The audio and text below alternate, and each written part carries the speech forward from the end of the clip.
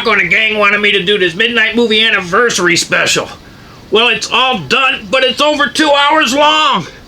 And I don't know what to cut because it's all good. Hey, what are y'all doing here? Ha! Well, since you're here and you dropped on by, maybe you can help me. Here. Y'all tell me what you think.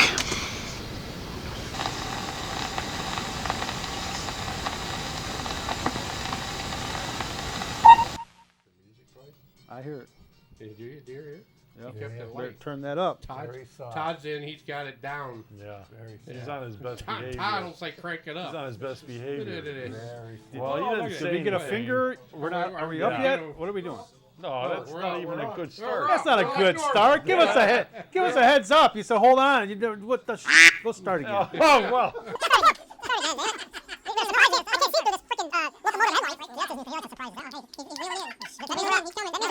Let's clap. Let's up. Hey!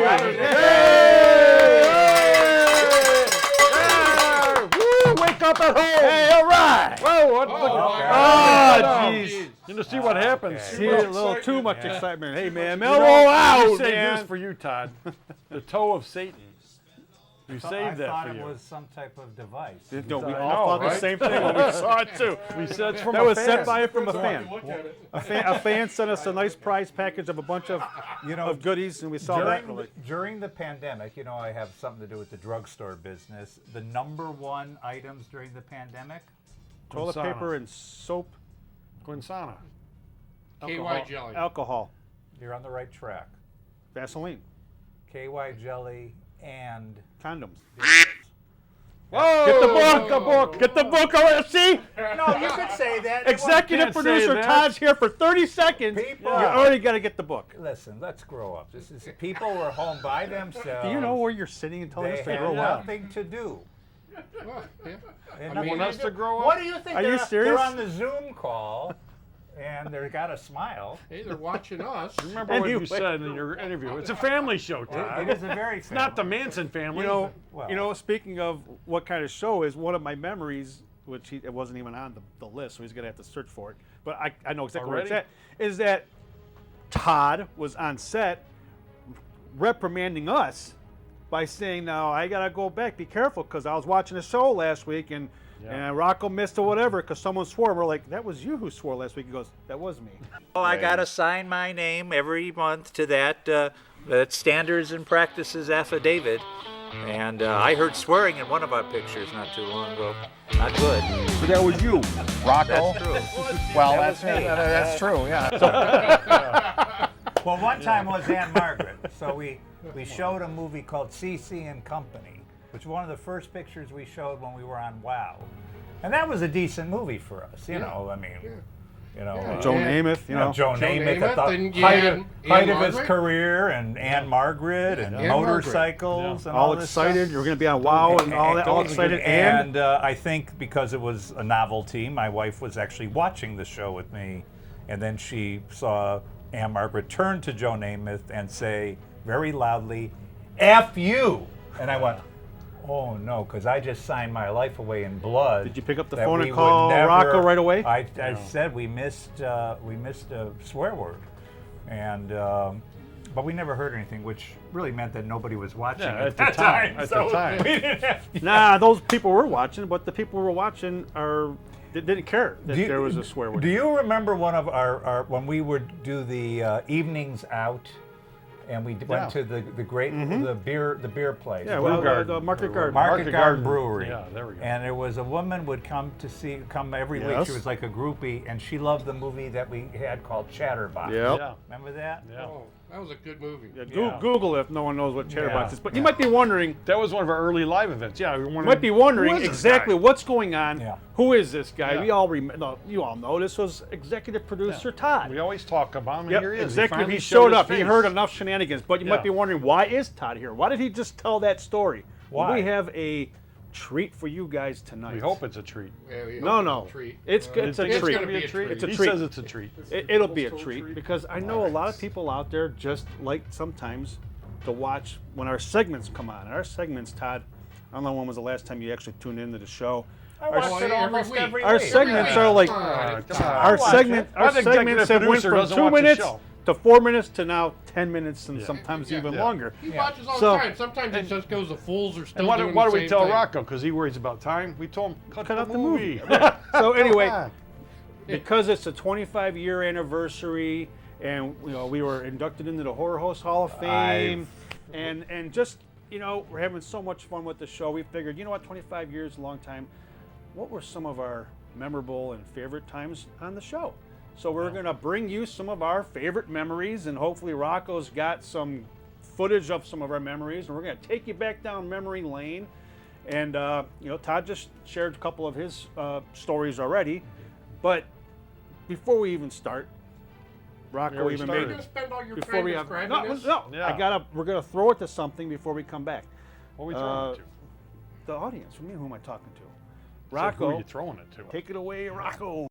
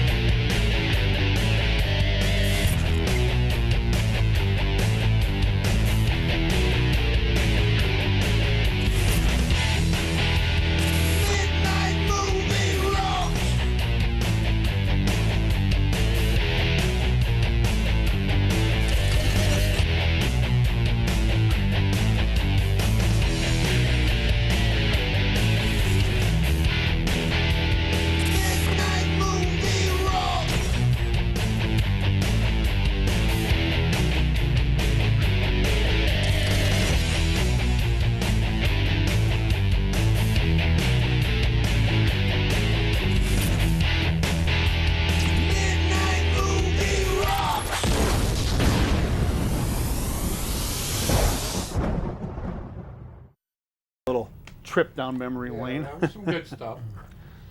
Now, here's a lot of things. A lot of things that Todd become on the show, like you said earlier when you saw the set down here, and you were talking about the chairs when you're interviewing. You're saying how basically the chairs are part of the show. A lot of the stuff over the years has become a part of the show, just for one thing or another. Now, a lot of times you'll hear us say, "Brian." That's from him yelling that one time. Brian, you gotta do this. Brian, that's from you. Also, Rory Calhoun. We'll say that. It's stuff that's stuck in our head. That's what you said at the time from you're giving a trivia, because he used to sit there with his little cheating pad when we do a trivia question. You used to were a show big up. cheater. You used to show up in the beginning And you had the chair. Sometimes you'd have the pipe. You were all business. Or what was his other quote? You have a little, huh? What was his other quote when you came up with a good trivia? Good question. Good Yep. question. You always off camera. We hear you when you answered one. Rory Calhoun. Yeah. And good question. So and I always took that as we still say, and that's back from you. You said it years ago, and it's stuck. It's become I- part of the show. I am touched. Yeah, I really see, am so touched. you're thought of even when you're not You're here. thought of a lot. I'm Yeah, very. you're blessed because you sort of, with that wow thing and getting us started, that was the jump start that got everything rolling again. Yeah, So and we're I remember back, when you and the kids came down to the show a long time Oh, ago yeah. when Dave was there and stuff, and it was somebody's birthday, right? One of your kids' With the birthdays. cookie. With the giant cookie. I don't know if we have footage of that, but the giant cookie. Remember that? I was eating a cookie in the milk, and it was disgusting, but good memories. My daughter, if you have that clip, my daughter was a little girl at the time, and you spit it out, didn't you? I don't know. I think did something disgusting. He spit it out, and she's next to him. She's a little girl. She's like this. I mean, she was like terrified. I don't know why I was acting like that. I don't There was know. something going on. I don't know, but she. But it was. That had a chilling effect. I think she came to the show again when she was growing up, and I think it was her birthday. She goes, "This is where you're taking me for my birthday." Yeah. And one of them said, "You know, we haven't seen you since you were a little girl." And she goes, "Now that I'm here, I remember why." Yeah. Rocco, if you got the cookie skit, Yeah. why don't you? I'll go get a little cookie. Yeah, we're gonna worry about Hey, Rich, Diane said I could have a cookie. You're right. Yeah. You're not getting a cookie. Get out of here. That's what she said. You're not getting no cookie.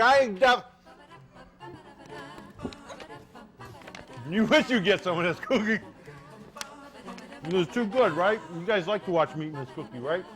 I gave you a little cookie, I ate big cookies. I'm a big guy. You're about cookies.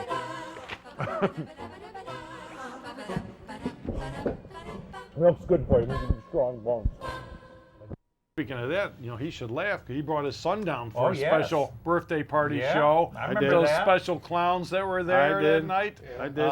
So another birthday yeah. party. There Dylan, was- you're yeah, Peeps, Mr. Peeps the clown, and I don't know what your clown's name was, but they. yeah, so, there talk was, about cheapskates. These guys, you know, Well, could go anywhere they want for a birthday party. Midnight movie. That's hey, that's all right. So you got the footage from that? yeah. All right.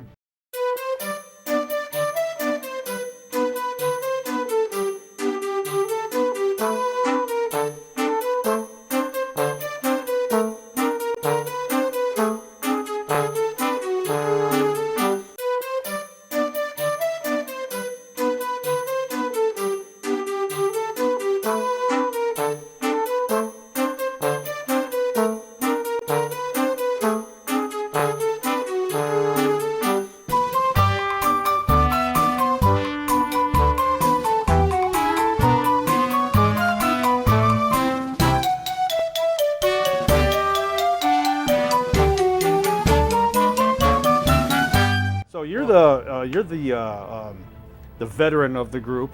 Yeah, now. I What am. are your what like? Give us something that stands out when you first got to the show. When I first got to the show, what stands out most to me is how I got on the show. And I was like Todd. I was a fan of the show back when Dave and Eric were the hosts. And I was just flipping through the channels one night, and I see these two guys dressed like Star Trek, and they're walking around, and so that stopped me. And from that night on, every week I would tune in and watch the show, and I was a fan of the show. And it wasn't until I finally saw an audition for the show to be like character on the show or something, and I had never auditioned for anything. I always wanted to be an actor or something like that, but never did it. So this time I went down, auditioned for the show, and I thought, you know, they called me down to do a skit. I think, all right, I made it. And if we showed a skit, all I got to do was walk over and hand Dave an envelope, and that was it. That was it. It was kind of like adios, muchacho. That was all they wanted me for. But luckily, I talked to Rocco, and I said, "Man, I'd like to learn this." And the secret is, he said, "We'll come down sometime." I came down forever, and I'm still here. Look at that skit now. Hey, we're back. So that's one of my fondest memories, is just getting on the actual show. Just like you got involved, so did I. I was a fan of the show. You too, right? That's how I started. Well, he was there a little bit before me. You can, if you have something first, Yeah, go for it. Just, you know, I like everybody else. I noticed the show one day, channel hopping, and came across the show and started watching it, and watched it for a few weeks, and then one day walking, I worked through an office building for an office supply company that was in Warrensville, and I was walking through the corridors or walking through the hallways, and I saw a guy, and I said, "Dang, that looks like that guy from the TV show."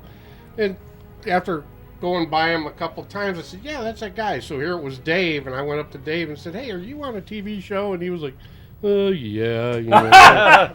You know, it's like, yeah, he's like, it's all very. We don't act like that when they ask us if we're like, hell yeah. But we talked for a while, and he ended up inviting me down to the show because they filmed in Brook Park, which is about a mile from my house. So I showed up one Wednesday, and they were shooting every Wednesday, and I showed up one Wednesday and showed up again. They said, "Hey, I got come on back." So I started showing up. Famous. It's like, and here I is. Famous. Very hard to crack into this show. Very hard. Just The problem is, I was telling somebody today about that Rocco does the show. He runs all over the place. He's running all the cameras. How many cameras do we have? We're like four cameras. He's running the board, the music. All the people that came down here are supposed to be out there, including me. Right. We're supposed to be out there, right. but eventually we all end up here. Everybody left. Everybody's supposed to we be helping, were. but it starts out like, I got an idea for a skit. That's how it started with me, is that I met Rich through his movie Murder Machine, because I auditioned for it, and I had a part in it. So then I saw on TV, watching the show, I go, "Oh, Rich is, he's co-host now with the Midnight Movie." And then I let them know, "Hey, I have a couple ideas for some skits. If you ever, want, oh yeah, come on down. That's how it starts. Came down, and to tell you the truth, when I first, help with the camera, you just hold it, you move it, hold it, move it. No, not much going on in the studio. Ramp up the cord when you're done, and then you hang around. And if you're using the skit, you are. If you're not, hey, I'll be back next week. So when I first started coming down, I mean, there was a lot of fun. Because and I'm going to toss it to Rocco to show some. I'm going to toss it to Rocco to show some memories of when we used to do when Mark Norton used to come down too. We did some wrestling skits, and then we had the Baron Bloodstorm. Good evening, everybody. This is Denny Toth from the Midnight Movie, and I want you to get ready for tonight's movie. It really will be a show. There ain't gonna be no more Midnight Movie, baby. There's not going to be no more Midnight Movie. There's going to be wrestling every Saturday night at midnight. Saturday, we're going to come out. We're taking over. We got a manager. We got the world's greatest wrestling queen here. Abby, the Lima Bean, and of course me, Paco Libre. We're going to be wrestling every Saturday night. We're going to be wrestling every Sunday at noon. There'll be no more Midnight Movie. There's not going to be nothing, right, brother? Who you calling brother? I'm calling you, brother. You ain't nothing. I'm taking over this.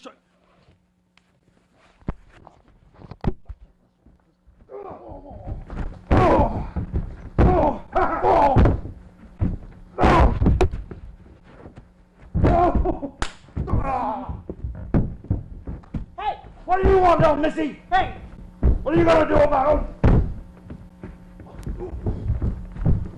Get out. We've got a show to do. I told you. Hey! We'll be back with the movie in a moment. All right! Woo! I'm Baron Bloodstone in my Baron Bloodstone band. We're gonna be whipped out now. We got Spellbin on the electric chicken, Cockhead on the drum, Big Blackie on the big guitar, and Sexy Frida on the electric crack show. Yeah, baby. And who can forget the Godfather himself, Mark Norton, and holding down the fort, baby. Now let's rock out with some amazing Baron Bloodstone rockin'. Oh, baby. Rock it, boy. Whoa, Baron Bloodstone. Baron Bloodstone got a show. That was some fun time. That's when I first got down to just doing those funky skits. I did say funky. Funky monkey. Don't have to get the book. No. And then another one of my, of course, I can't go without saying, is that when I became a regular, doing my trivia, little 2-minute segment that became a humongous segment. Seemed like a Is I was 2-hour bringing segment. I was bringing. We'll get to the trivias later, but it also, you know, when I first started going to the certain second location, I don't want to give away the location. I was bringing Zach when he was like this big, and I was putting him in some skits, like he's in some skits. the Evil Knievel jumping the car. We used to get Dave all the time. Hey Dave, come on, this kid's gonna jump 8 cars, you know, and he fell for it, and of course, and then well, yeah, I'm gonna name them, and then I'll toss it to you. Yeah, The Evil Knievel, and then there was the Fountain of Youth skit. Fountain. where of Youth. you were all the Fountain of Youth, and then we put Zach in your clothes. Yeah. And boom, it worked. And Santa Claus skit. oh god, there were just that's right. the Santa Claus, even the poker skit. Hey, Rich, your something came in the mail for you. You know, just those were really great Even with to the watch Dork back. Dynasty guys, wasn't Zach? He Was in one of he those, did as some young Dork Dynasty. So With if you one of want his to, friends came, because anybody comes onto the show, we try always to try recruit to them. get them Right. onto the show. Right. Sometimes to our detriment because they don't leave. right, but We have that's to boot okay. them out. We have to escort So them out. Rocco, Look at that guy. we'll take Yeah, he was invited down. Believe it or not. we'll take it away, and if you can throw some of Zach's skits, and then we'll see you when you come back. Hey, Dave, come on. You gotta go outside. There's a kid gonna recreate an Evil Knievel stunt. He's jumping 8 cars outside. What? Yes, come on. You gotta go. Come on, 8 hurry up. cars in the parking lot? That's crazy. Come on, hurry up. Dave, come on, hurry up, Dave. Come on, check this out. It's great. Check it out, Dave. This kid is going to jump all these cars? How's he going to do that? How's he? Those?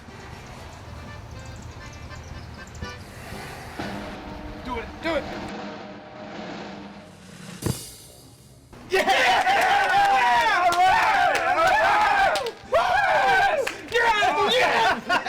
Was that awesome? That was awesome. That's the bonus. Oh, Evil Knievel. Evil Knievel. This kid's awesome, man. Evil Knievel. What do you think, man? 8 cars. Oh, isn't that awesome? Why do I keep doing this?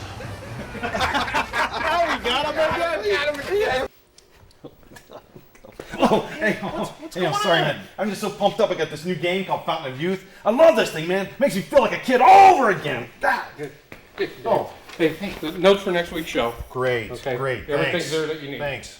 Hey, Rich, we finally got the notes for next week's movie. I want to. Oh! Wow, this really works.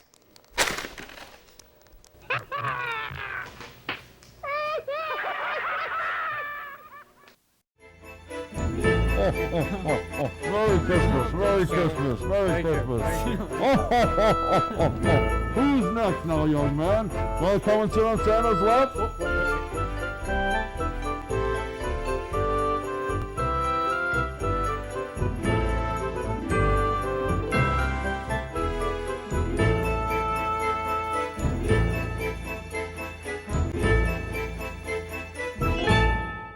So good man. The first memory I had that really I thought I was can I say it? No, the crap.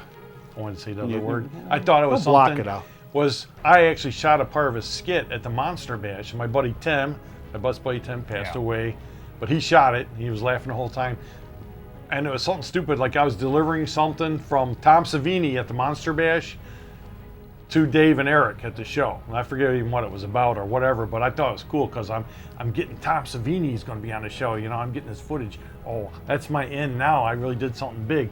So one of my proud moments because I actually, you know, shot the footage there, got it to Rocco, he put it together, and I got like a celebrity to the show. You know, Tom Savini was a big name in my book back in the day. So I don't know if you remember that one, but it's kind of fond of me because my buddy Tim worked on it, and he has like no clue of, you know, doing this stuff. So he's sitting out there laughing and filming it. We have the Leech skit that he's in. You want to see that one? The leaf skit or the leech or the generator. Remember the generator skit at the garage sale when we used to do garage sale? You got to show some of those garage sale skits. We had, there's some good we ones. shoot skits. There's some We good shoot skits everywhere. Whenever we had a chance, we shoot skits. That's what I like about our show. Yeah. You know, we're having a garage sale. Everybody's over there, and we're shooting skits all day. You Me can and Danny. give Rich credit. It's like, you know, you could give him, say, here's this cup. Come up with the skit. He'll think on it a little bit, and all of a sudden we'll have a skit. Well, You know, so he's a good. Show some garage sale skits. Show the garage. My favorite garage sale skit, the Indiana Jones. Rocco did a great job on this. Has Jungle Bob, Dave in it. Jungle Bob. To take off on the Indiana Jones. Indiana Jones. What's in that coffee? But show that skit. It's got Dave in it. Where is that? Guys, Denny. What? I Look, agree. What do you want? I gotta walk the boss's dog. He's out of town. I told him I'd take care of his dog, so I gotta walk his dog, but I can't find the leash. Would you go find the leash for me? Go find the leash! Right. What do with it? Here you go. I said leash! It's not working.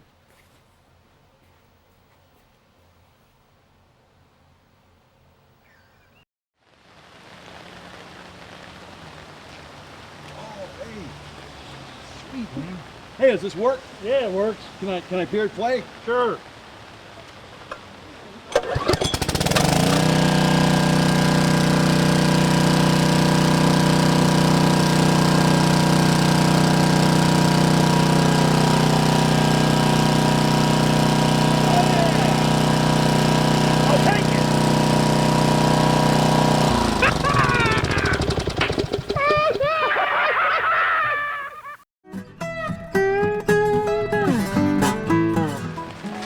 Hey, is everything really half off? Sure is half off. What do you like?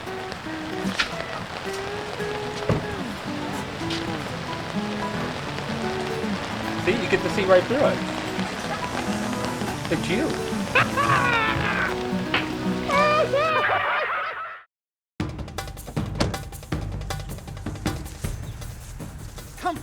Come, Jungle Bob. I have found the garage sale where they have the rare G.I. Joe that you've been looking for. Come. Wait a minute. What are we looking for? The rarest of G.I. Joes is here at this garage sale. That's not a 1969? Whatever the hell you want it to be. It's in here. It's the rarest G.I. Joe. Okay. I have found it. We'll go in, but we'll exercise caution. It's very dangerous. You follow me. Go ahead. You go first. Ooh.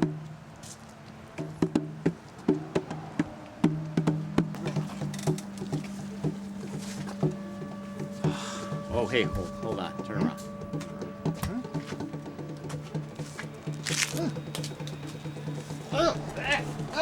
Okay, so how about me? You're good. Oh, okay. Oh, look at that. Look at that over here.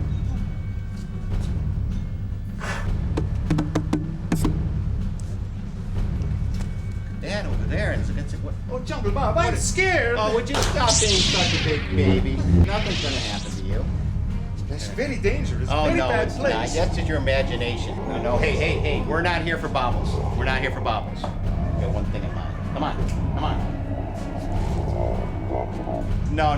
Come on, this is not a bad place. Look at all kinds of nice stuff. That place. Look at all the nasty smell. Oh, yeah, it smells great. Where do you think we are? In the jungle? It is here. It is here, you're right. I'll tell you what, you stay.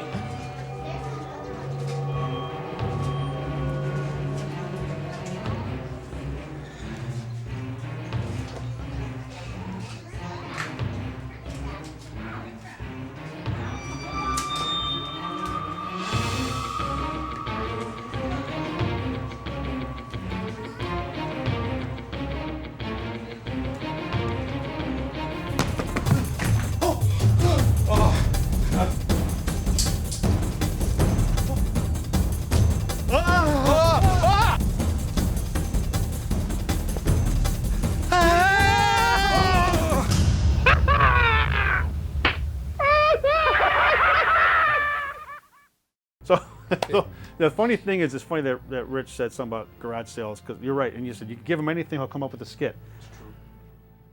My favorite story is we did do a skit with using it. If you can find it, find it. I didn't put it on the list, so if you can't find it, no big deal. It's just a story that's funny. If he sees something in somebody's garbage, His wheels spin. He saw somebody's old Halloween costume of like the claw machine, a big cardboard thing that said the claw with a little tin foil fake claw and stuff. So I thought it was real. He's driving by. He sees this thing in the garbage, and he goes, "Wow!" And he said he gets home and he said he's sitting in his driveway thinking, "We could probably use that for a skit." I thought it was real though. So then I thought skit. I could just picture him. First of all, what he's thinking. Then he backs out, drives back. He wants it. Okay. Looks around. He wants to get this thing loaded in there. Yeah. He realizes, oh, it's only cardboard. Okay, well we can still use it. And he went to throw it in his van real quick. Well, it was a bunch of heavy stuff that was inside. Garbage was in it. The whole garbage bag went in my car.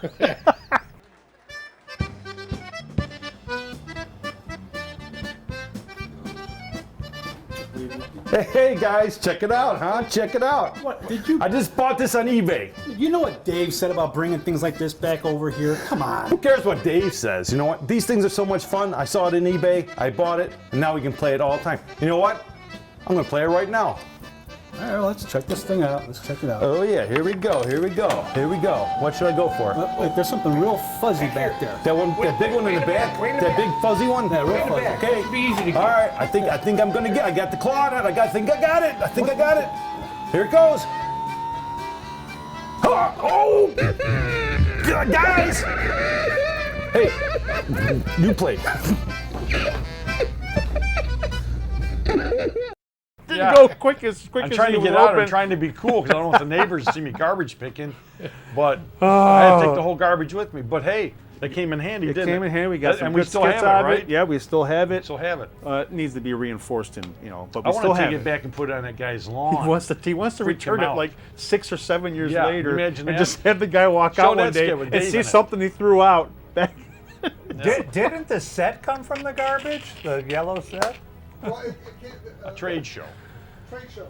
A trade show. Different. That's not Oh. garbage. That would just. It was for free. We stole it from a trade show? How did Craigslist. we bought We it. purchased this? It was free. As much as we Oh, could free? Okay. They were just saying, you come Get and it pick it outta up, here. right? There used to be much more of it, but Yeah. this is all we could squeeze Vern. into the new thing. Yeah, Vern. Vern's a new guy. He is new. He can't go way, way, way back. But what were your first initial thoughts when you before you were an actual member of the show? We just said, Vern. This was when we were in between studios, and Vern lives really close to me, and I'm like, you know what, Vern, let's have Vern down as a guest, just to we'll just talk movies and just do some fun stuff. So he started coming over and shooting with us, and Did you watch this show before that? don't lie. Oh, no. Yeah, no. He watches The it answer now. is no. Yeah, no. Ask him if he watches the show now. That's what I'm saying. He doesn't do his homework. He doesn't watch the show now. Hey, He fits right in. what's your new what's your tagline now? What we call you? Oh, the bubble gum? You're the missing bubblegum card. Missing bubble. Because we have the new 25-year posters with all our pictures on it. When people come to get them signed, we all sign them. He's never available. never available. You remember when you were a kid collecting bubblegum cards and there's always a couple rare ones? That's Vern. He's the missing One with bubblegum his card. signature on it. If someone can get him at the same time as all of us, that You got is something That's special. something Yeah. rare.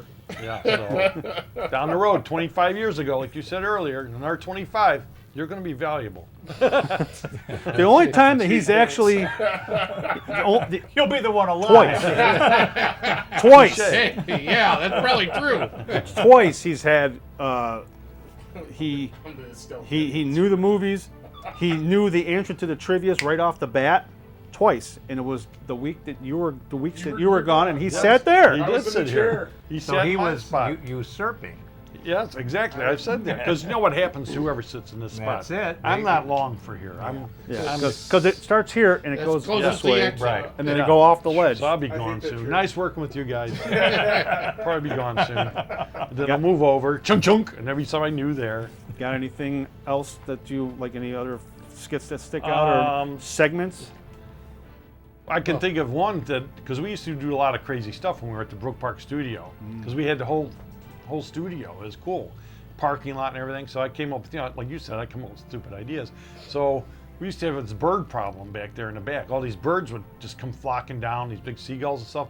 So I thought it would be funny to take a shirt and sew bread all over it And then I think the idea was to put Bobby the voice in his shirt, but I think Mike Purcell might have wore it.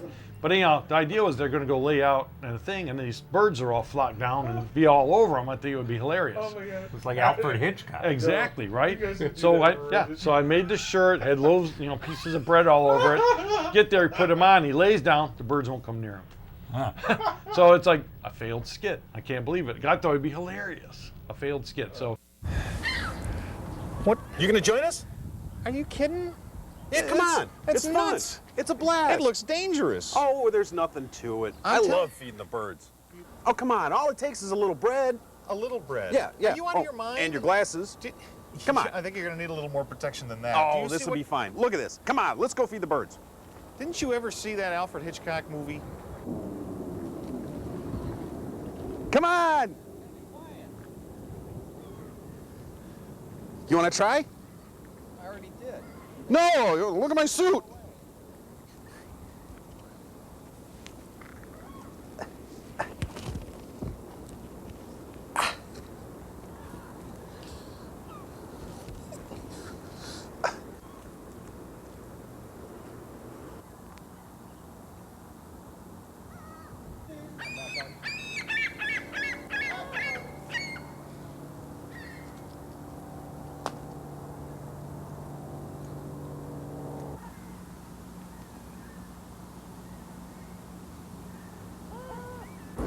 What are you doing?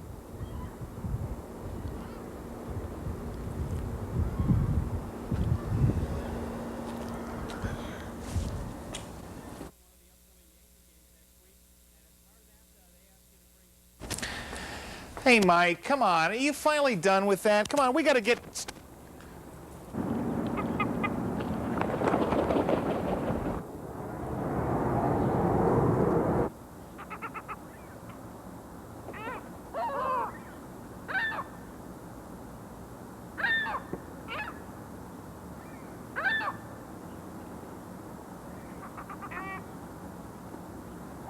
Hey, Bobby, you want to co-host tonight?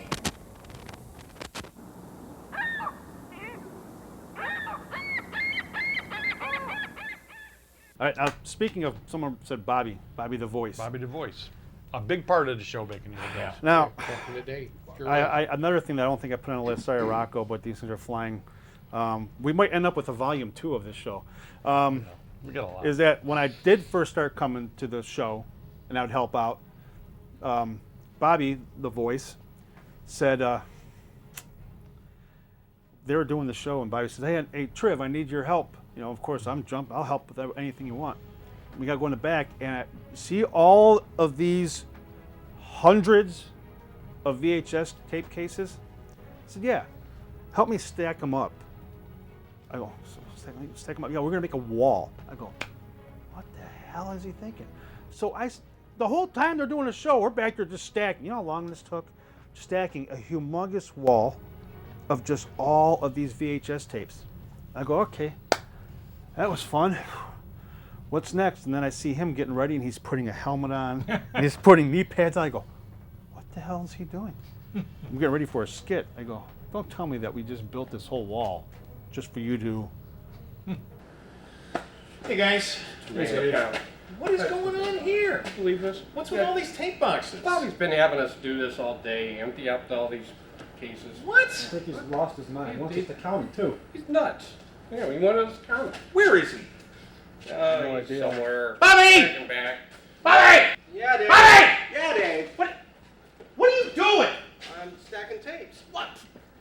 Duh! What for? It's my debut. A stunt master. You know, the first midnight movie stunt.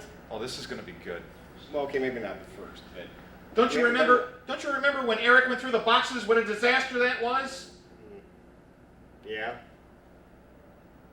But it's gonna be cool. I really don't have a good feeling about this. Looks like everything's set. Well, you know, I got all my safety gear on, so let me go get the rest of my gear. Here, follow me. You're going to ride this thing through that? Yeah, it's gonna be cool. I got my safety helmet on. I can figure out. Nice helmet, by the way. Thank you. Yeah. It's the only one I can find. Ah. Barbie special. No, it was on sale. Have you really taken this? Have you really taken all the everything into consideration? Well, of course. Okay, it's your neck. Well, I have one small problem though. One. One. Yeah. I've got these nice big safety gloves on. I can't pull start the motor. Can you sure. pull the cord for me? Yeah. It should all. This one here, right? Yeah, that one right there. Just That one yank. There you go. This could be cool.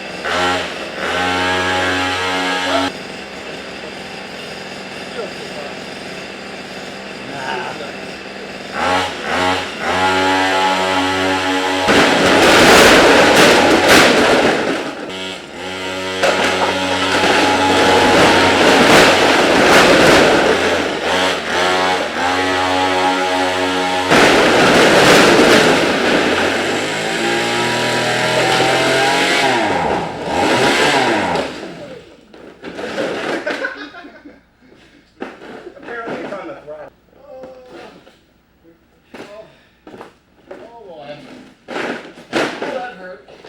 I told you this was a stupid idea. Now will you get up and clean up this mess? Okay, Dave. I'll get to it.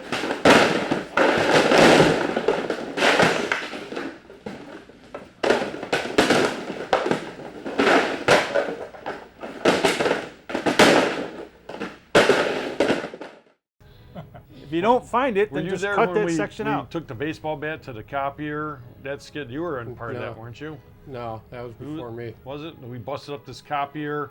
We busted up a TV one time, didn't we? With something. Computer. What about word processors? Didn't you do something with them once? A bunch of them. We did some. We had a monitor skip, but that was recently. Remember, we shot a whole show outside in a snowbank one time, which, you know, that's what I like about the show. And I've said it before, and I'm going to say it again. That what I like about a show is I could jump up right now and take off, and it's not going to be cut. You know, like that. Rocco's going to grab a camera and he's going to start giggling and he's going to follow me, and like literally we can do anything we want, and I like that because I like a show like where you don't know what's going to happen. You don't want to watch some boring talking heads. Like the time that you dressed up as the Ghoul or one of the Ghouls or whatever, and you were gonna bust out of the casket and you couldn't get it open. Yeah, and then Dave yelled at me. I couldn't get I was stuck in Let's the go coffin. check that one out. Yeah, check that out. I got yelled at. Whoa, whoa, whoa, whoa, yo, yo!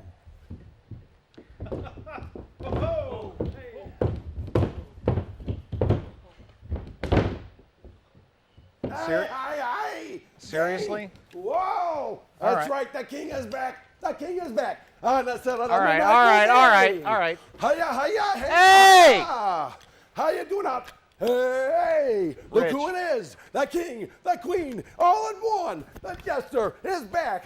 The midnight movie over. Yay! Well, sometime I remember. Sometimes it doesn't. Things don't go as planned. What No, about you don't. what is your ghoul guy you got to meet? Well, I was gonna say one of my big memories. I don't want to keep saying my big memories on everything. You guys all got No, big but no, memories. keep it going. But to work, you know, we've had the opportunity, and I was telling somebody today, we had the opportunity on this show to work with all our childhood heroes. Mm-hmm. We've done skits with. I did the skit with the Ghoul. I was the Ghoul guy doing an improv skit with the actual Ghoul. And that's the number one right up there with me. But also with skits with Big Superhost? Chuck, Yeah. Superhost, Lil John, Hoolihan, Yep. Big Stash, one of my favorite characters from Big Chuck and Lil John, Hoolihan Big Chuck, Big Stash. We got some skits with Big Stash.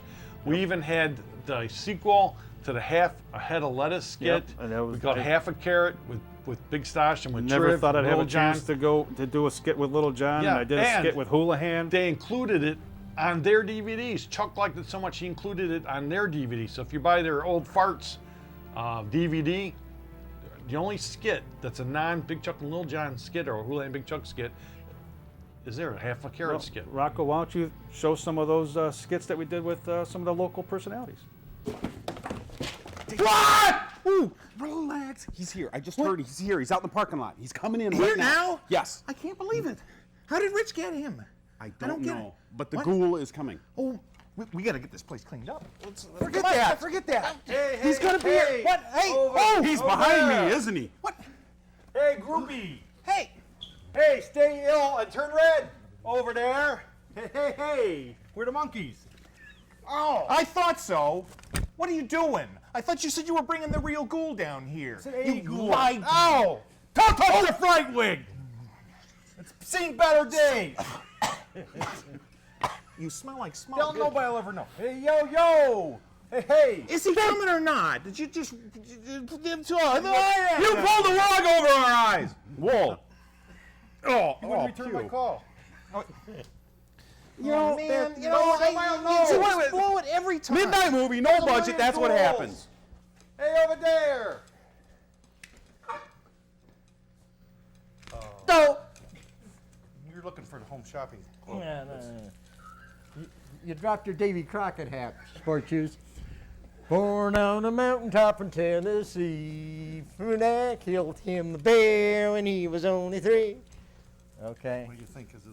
Hold up your arm there. Okay, that looks good. Madonna? Like a virgin. Yeah, that's right. That's not bad. Okay. Huh? Oh, hey.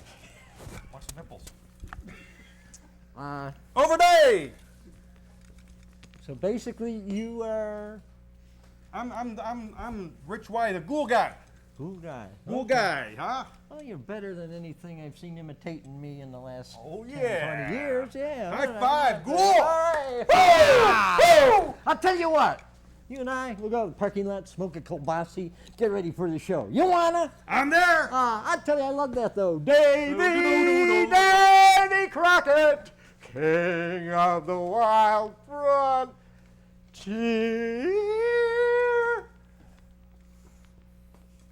Over there. Back in the days of the Old West, many men tried to defy law and order, but the onlyest one to make it was the Midnight Ranger. Today we see the Midnight Ranger finally gets a day off. Finally, a day off, man. I need a break. Team Wasabi, Big Stash is coming. Big Stash is coming. I gotta get out of here. Big Stash is coming. Big Stash is coming. Oh, Big Stash is coming. Big Stash is coming. Big Stash is coming. Big Stash is coming. Go out this way, Big Stash. Ranger, what's wrong with you? Big Stash is coming. Big Stash. Big who? Big Stash. I gotta go. I gotta get out of here. That's not Big Stash. That's Big Stash. Oh, Ranger. Well, they do say big things come in small packages. See you next time on The Midnight Ranger.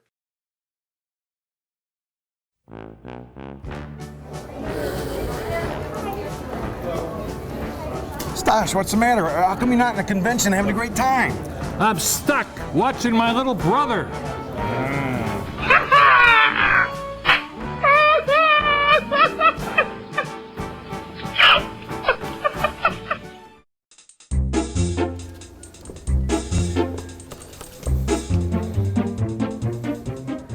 Can I help you? I want a half a carrot. A half a what? I want a half a carrot. I'll be right back.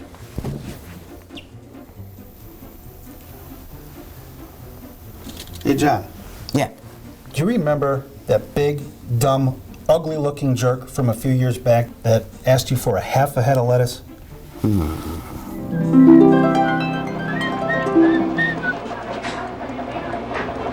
Yes, sir. May I help you, sir? Do you have any lettuce? Yes, sir. I have some very fine lettuce. 35 cents a head. Okay, I want a half a head. A half a head of lettuce? Yeah, A half a head, not a whole head? a half a head of lettuce. Now, hold on a second. I'll be right back. Hey, Chuck. Yeah. You got a big knife? A big knife? What for? Oh, some big, dumb, ugly-looking jerk wants a half a head of lettuce. You believe that? And this fine gentleman would like the other half. Yeah, why? Well, he's here now. What's he want? You won't believe this. What? He wants a half a carrot. A half a carrot? We can do that.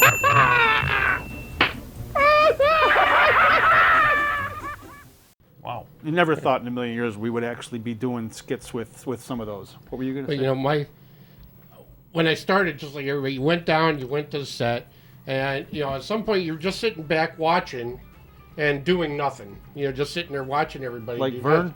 Yeah, like Vern.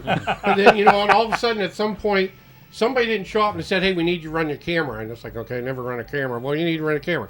All you did was stand there. That's it. You know, and then, you know, after, you know, a few times when you're doing that, you got to play around to where you would start zooming or zooming back or playing with the knobs, and every now and then Rocco would say, hey, raise it up, raise it down, Headroom. frame it, whatever. That's your headroom. Yeah, you know. So, you know, doing all that, but I really never really felt like I was part of the show through all that, and there was skits in there. It was like one time Bobby the Voice had a connection with Cedar Point.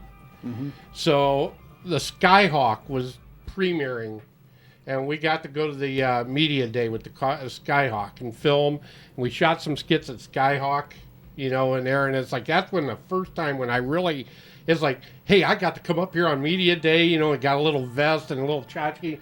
It's like, that's when I really felt like, oh, man, I'm part of the show now. It was like, I don't know if you still got some of those skits. We did some good skits and stuff from that, Rock. All right. Hey, Bobby. What? You can't ride this ride with all that stuff on there. It's going to be all over the place. Plenty of time. It'll be fine. You know, he might be right. What? He might be right. No, I'm telling you. Yeah, he's never been right yet, right? Nobody listens to me. Forget it. Look it over it. Clear.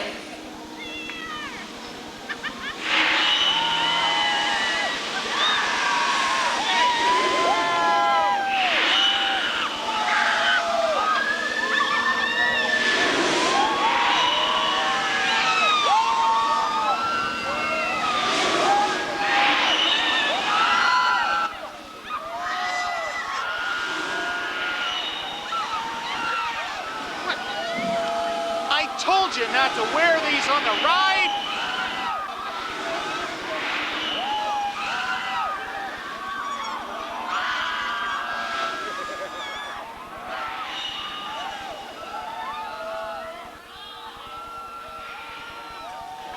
Oh, my jacket and my glasses! Oh, no! They told you Bobby! I think I hit Dave! Oh, they don't break! I think they're impact resistant. Oh, okay.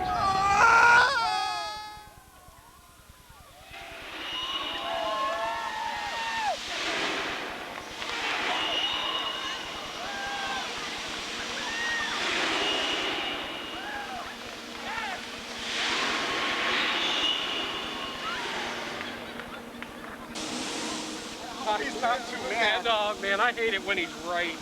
You know, you shouldn't have worn it. I didn't think you would. Let's go see I've if we ridden it a lot. Let's go see if we can find.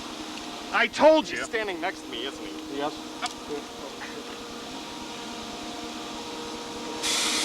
You never listen to me. Well, talking about Cedar Point, you know, we've got a nice long history of Cedar Point with the media days, with our friends Midnight Syndicate. We go down there practically every year, see their show and interview people. Me and Dave were the Grand Marshals of the Halloween Parade the one year. We got to go all through Cedar Point and got to go right to the front of the line. Shot a lot of stuff there. And the time we were at Kennywood, a lot of opportunities that we got that stand on my head. We've interviewed people from the Night of the Living Dead, the original. We've been at the cemetery. We've been at the Monroeville Mall. This is before they started touring there. We were in the basement. You know, we were on the roof of the Monroeville Mall from Dawn of the Dead. We were in Pittsburgh on the incline at Kennywood, you know, touring Kennywood. So many things that this show has given us the opportunity to do. And one of my favorite, I don't know if we have this footage, but me and Dave actually got to go in the giant fire tank, firefighting equipment at the airport, and got to ride inside it and see how they, you know, in case of emergencies, how the Cleveland Airport Fire Department runs that tank. And it's things that we got to do, you know, go behind the scenes at the Cleveland Airport and see how the baggages are sorted and just amazing things that this show has given us an opportunity to do. And thank you, Todd, for bringing us back to allow us to continue to do those fun things, because we were at some desperate times till Todd came and basically saved the day because of his love for the stuff that we do and our love. I think it was a perfect, the partnership. marriage happened. Yeah. And now it's because of you, okay, we're in the Hall of Fame with the Ghoul, with Hoolihan Big Chuck. Rod Serling now. Well, all of us. Yeah, Rod Serling. Wow. So, I mean, because of you, you've enabled that. So. Well, you and Trib were both also filmmakers too. Oh. So I always admired the fact that you did feature-length films, and some of my favorite memories were showing those. When we showed your film Hostile Denial at the Lakeshore Theater. That great. was fun. That was great. We had on a freezing cold night, um, maybe like 0 degrees, one that you never go out. Yeah. It was like a middle of the week, late, cold. Yep. The whole place was filled up. It was awesome. You know, it was awesome. And I don't know if I ever told you this. You know, the Deep Dark Woods movies. The fact that you were able to film those two, that convinced me that maybe you can do this. Now I never did narrative films. I always did documentaries, but you're an example of someone who wants to do something and actually goes out and do it. That's a very, very rare thing, I think. Very few people do that. Yeah. They finish it. They go from start to finish. Yeah. Right. You're right. And you know what the core of that was? Rocco. Absolutely. Me and these guys. This is how all of us are. We have the passion for this, and we're not just talking the talk, we walk the walk. And so I owe it to Rocco to kind of help me along those lines. And Mike Purcell, who is one of my mentors in getting in there. He kind of drugged me screaming into the world of auditions and all that. So, but this has always had a great core of dedicated people, from Dave, from Eric, from Mike Purcell, always willing to go the extra distance to have fun. Now, we had Dave Shaw, we had Diane Zerby, Jennifer, Bobby the Voice. Dave Shaw already. You got to give Dave credit. He would go out and try out for extras or whatever in a lot of these local movies. Oh yeah. And he's actually, you can see him in Draft Day. Yeah. And it's a short but memorable scene when they were going through the draft, and was Ellen Bernstein or whatever's walking through the tables, shaking hands, or even Dave's right there, to get seen. So. You want to speak of Dave? I can say one thing on speaking of the Deep Dark Woods, No Witnesses, which Dave was one of the stars of it in my film.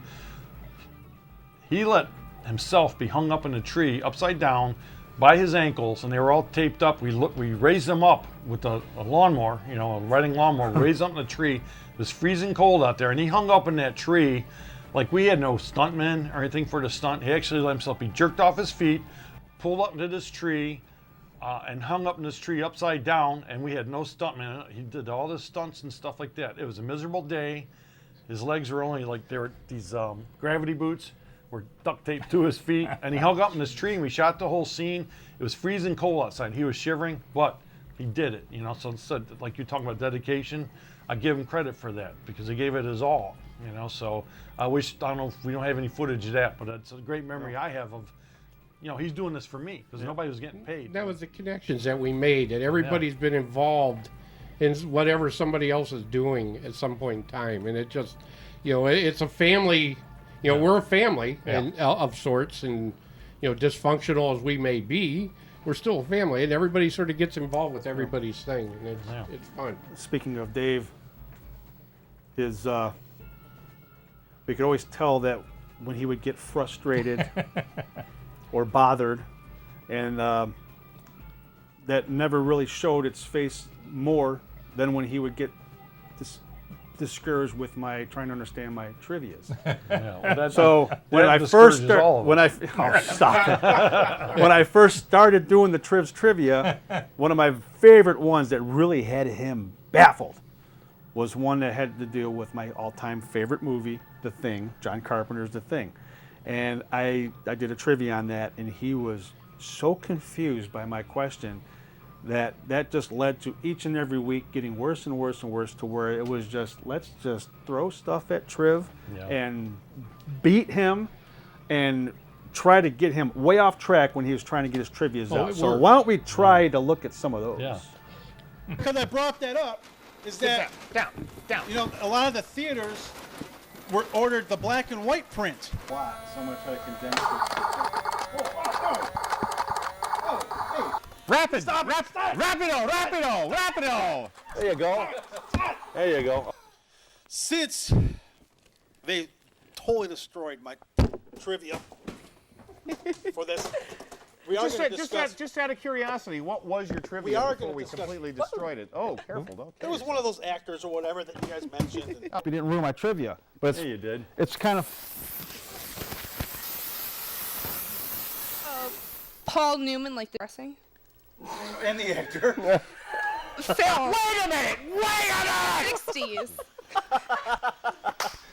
Well, What, with Jennifer? yeah, I was Oh, I gonna remember I was the gonna salad mention that. dressing. So Yeah, the salad dressing. So the story, apparently we just showed it. Yeah, Denny's daughter. She came down. I said a special guest to do my trivia, and I gave her my list of notes, and it had something to do with Paul Newman. And as you saw, she showed her age, and she Yeah, said, like she the did. dressing. So, Yeah, oh the my guy God. dressing. So, Now, of course, your trivia led to this being created by Mike Purcell. it did. So, and this is one of my favorite tools now on You're the pointing show. it the wrong see? way. There you go. There you go. One of my favorite tools because now whenever, boom, whenever it's trivia, boom, and now Rocco's even added so I can make it like a machine gun, so it's even cooler. Yeah, did you see that? Did you see that? I did. I was yeah, like, yeah, whatever. Which is very violent, but I like But the best thing about this, though, Todd, is that they created the Yardbird because Mike Purcell and Rich both kind of, challenged me on one of my trivias and tidbits, saying I was wrong. Yeah. And so Purcell Don't made a compete for joke help, when buddy. when Rich thought that he proved me wrong after Purcell questioned me, and Purcell started laughing, saying, "Ha ha, you've been Yardbird," and then he brought that sign. The funny thing is that I was right. Allegedly, maybe we don't. Allegedly, know. well, that's where. What was what's the question? That started the Yardbird. I'll give you the question. That Yardbird started my tagline by saying, "Now I have to start this with any questionable tidbit I give is allegedly, possibly, maybe, we don't know for sure, but could be true." Yep. So, And we have some specials that something to do with that saying coming to you shortly. The tidbit is that Tom Savini was supposed to work on Night of the Living Dead, but had to go to Vietnam, so he couldn't work on the movie. And Purcell said, "I call shenanigans. There's no way that was possible." So there you go. You don't have your iPad, so you can't cheat. No, I can't cheat. I've got nothing but like a no good question, no good tidbit, no nothing. Toe of Satan, and we're gonna have Todd eat this before he leaves. Oh yeah. I got some. There was a couple, where we had guests on the show or people came up and we did stuff. Memorable one for me is when we were doing a New Year's show. Oh boy, I remember this. And we had Jack Byram come in. Baby New Year. As Baby New Year. Rich was, Father Time. Of course. And Jack coming in, Brian, you got to show it. It is just hilarious if he comes in. There's a classic. That's a classic. Most of the people didn't know what was going on. We kept sort of Jack hidden until the last Dave second. didn't know what was No, going he on. didn't know. Look at Dave's face when he comes walking in. Yeah. That was the best, he is was getting great. Dave, because we knew it was just going to rile him up. Practically anything we did riled Dave up. So but it was it's not good. hard. Oh no! Oh no! What now? Oh no! Somebody call for Baby New Year. Oh no! Can you call for me? I got my bottle. It's going to be a really, really good year. All right. Excuse me, just a minute.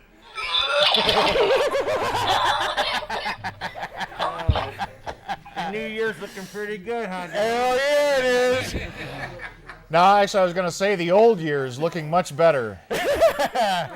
Well, practically anything we did rile And then, Dave up.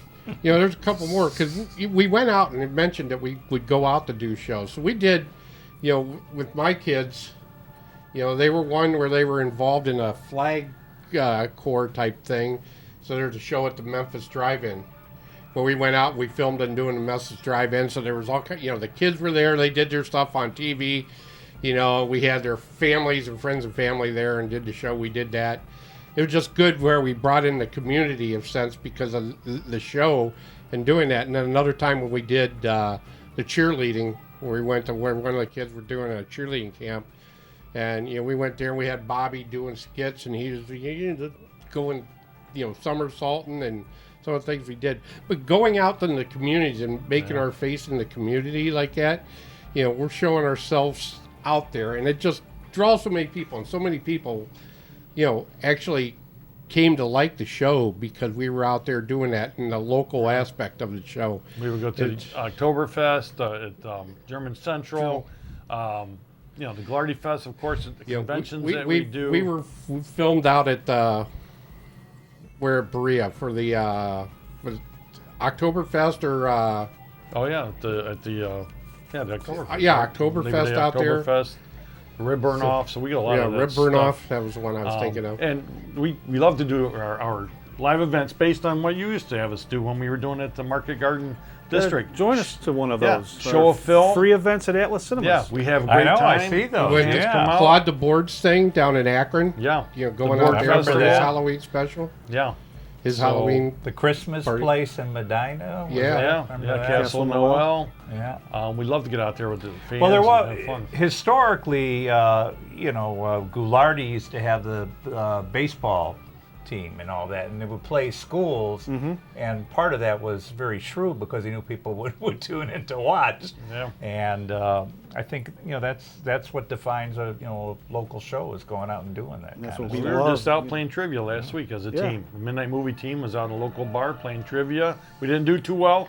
I know we didn't. We didn't do well, but we were there. But that's all right. Well, speaking of Ghoulardi Fest, I gotta before I forget to mention this before we run out of time. You don't need to mention this. My all-time favorite midnight movie memory, where I don't think I've ever laughed harder in my life, but I sweated first.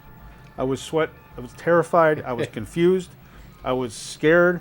I was. Come on. Oh, I kind of remember this. I was like, is he meaning to do this? Or is this a real faux pas?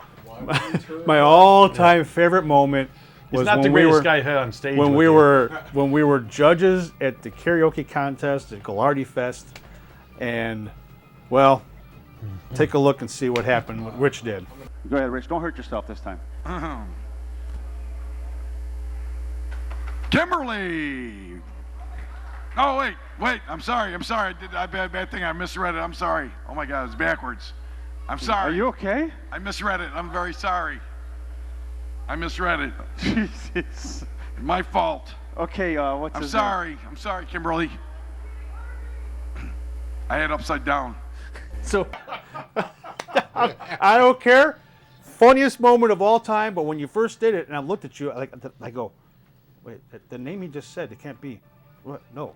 And when he yelled the winner, Kimberly.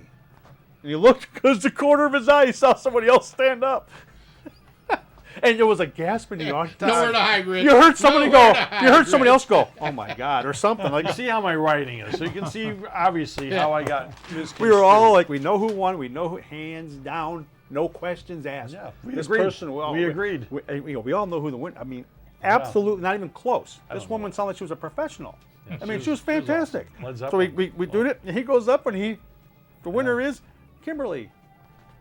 Oh, I'm sorry. And he was just backtracking, and he didn't know what to say. I'm looking at him like, if he you had a watch Steve the Harvey moment. clip, obviously you can see how I handle it in a professional manner. Very calm. While you're cowering back behind me, and I'm very calm. I was sweating. I was looking for a hole to jump in Explaining. too, because I was like, "Oh my God, what the heck's happening?" We did take care of the did we? mistaken one. It was We a did. Rocco. We did take care of her. We took care of her too much. But that was just. Well, I have a good memory Fun moments, with man. Todd here at the Ghoulardi Fest.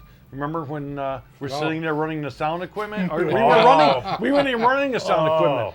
We were running the Son of video Ghoul? equipment. Yeah, and the Son of Ghoul comes up and yells at Todd to turn the sound down, thinking we were the sound guys, but we were running the video, not the sound. He yelled at Todd. And so- Repeatedly. repeatedly yelled at Todd. And you had nothing to do with it. No, poor Todd was just sitting there. You know, All he does, he sees that we're standing by the big equipment box. So he figures Well, the sound people like left, didn't they? They I mean, abandoned they were never there. Yeah. So talking about, you said, you know, some of the favorite skits we did with the local celebrities.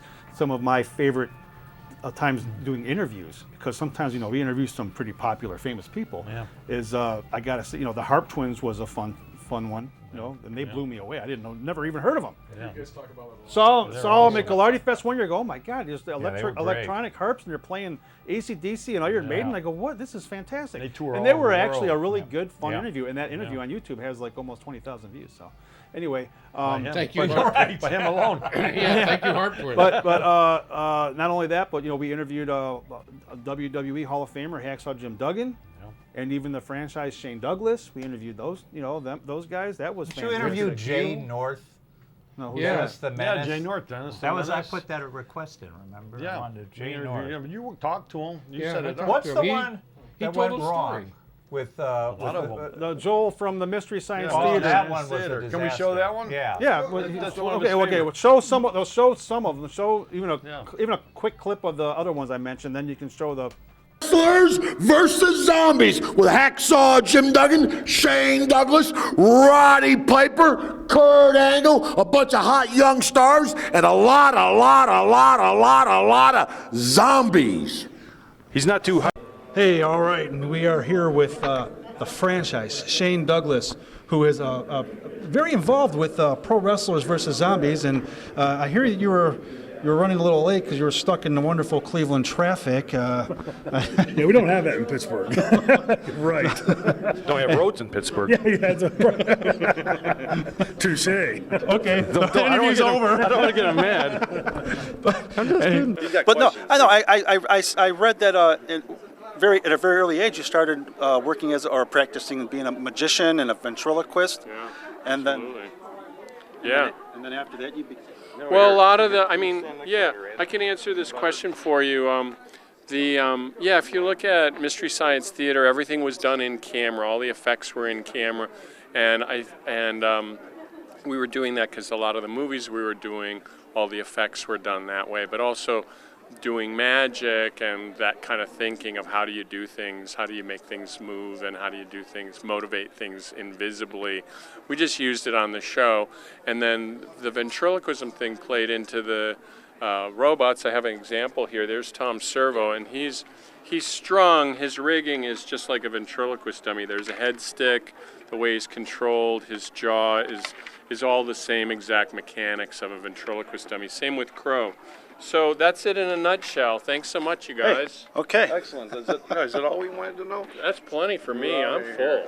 You're done? I've had enough. Well, what are you doing now? What are you doing now? I'm gotta tell done. us. I'm just closing out the interview, man. That's it? I'm shutting it down, yeah. I think we're done. All we can get, we're out of here. Yeah, So, I but think you thanks a turned lot. it off already. You can just quick hit them. You don't have to show the whole thing. Just quick hit them. Get to the point. Dave really liked the Hammer actress that he interviewed. Yeah. Veronica Carlson. Veronica Carlson, yeah. who I think passed away. Yeah, she did. But she he loved him. but She loved him. We did Richard Keel that squeezed my leg.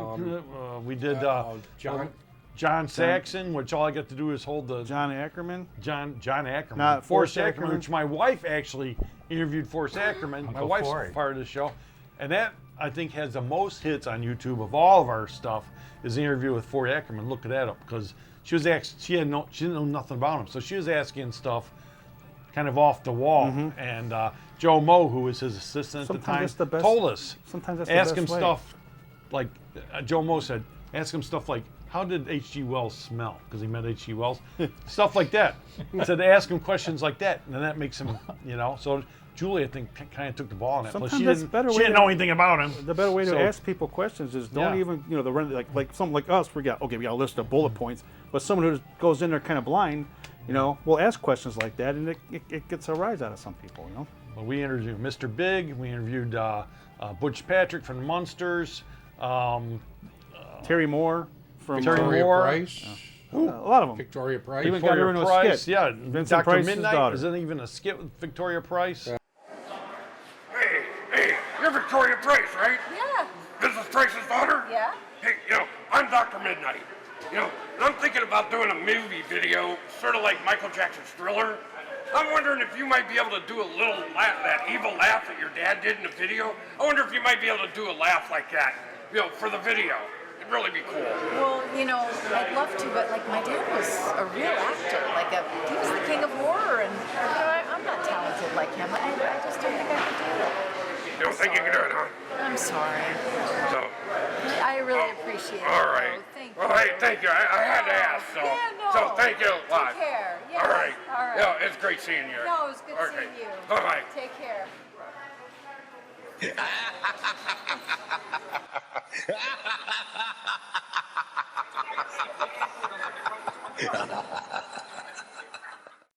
That's some of the times where Dr. Midnight is run around some of the events.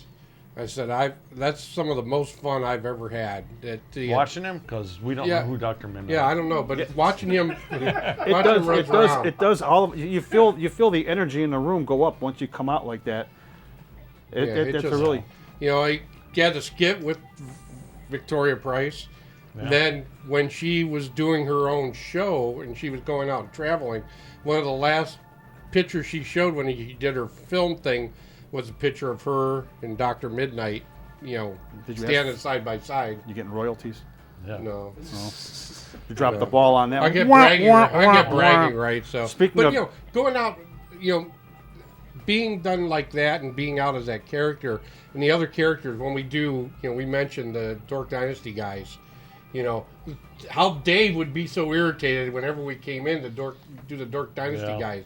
But when we come in there's a completely different atmosphere when those characters are on the set as opposed when it's just us. Raises the energy. Yeah, Rocco, if you find a Dork Dynasty clip, just throw a little segment of a Dork Dynasty clip. Guys back down here. We have a good time. Man, that chicken smells good. Oh man, when's that chicken gonna be done? I don't know. Somebody check that chicken. Somebody check that chicken. You need to check the chicken. It can smell good. Hey guys, how's it going? Hey, look at neighbors from down the street. Still cooking that chicken. Hey, you guys haven't changed since you were kids. What we do? Well, that's what we do. We ain't changed since we were kids. That's what we do. Yeah, remember when we was kids cooking chicken? I remember. Always. Boy, that chicken smells good. When's that chicken gonna be done? Somebody check that chicken. Yum. Ooh. Oh, man. We did some good hunting today. Yep, we did. Mm-hmm, indeed. Interesting. Yeah, that was good old days. Huh? All right, later. Enjoy that chicken. Good seeing you. Check the chicken, yeah. Pretty darky. Well, I was posted something a couple days ago on Facebook because, we're horror hosts, basically. We're in Horror Host Hall of Fame. And most horror hosts, besides Big Chuck, Hoolihan, like them, Lil John, they wear costumes. And I'm like, you know what? We don't wear costumes all the time, but we have characters. And I posted, like you said, Baron Bloodstorm. We got Dr. Midnight. We got Sonny B. Cheapa. We got a lot of characters. Sonny B. Cheapa. Yeah, from the karate, the Street Fighter. I mean, we have We'll be characters. getting a letter on You got that. Son of Soul Man. Son of Soul Man. No, we don't have that yet. Not yet, but we're in process. Father Goofed. Father Goofed. Which is one of my favorites. Show some Father Goofed. It cracks me up, especially when he screws up. Fairy tales have been altered, changed, and spoofed. That's why now that we're doing it, we're calling it Father Goofed. There was a crooked man who rocked a crooked mile to the crooked bar where he sat and drank a while. A pretty young lady dressed all in pink gave the old man a come hither kind of wink.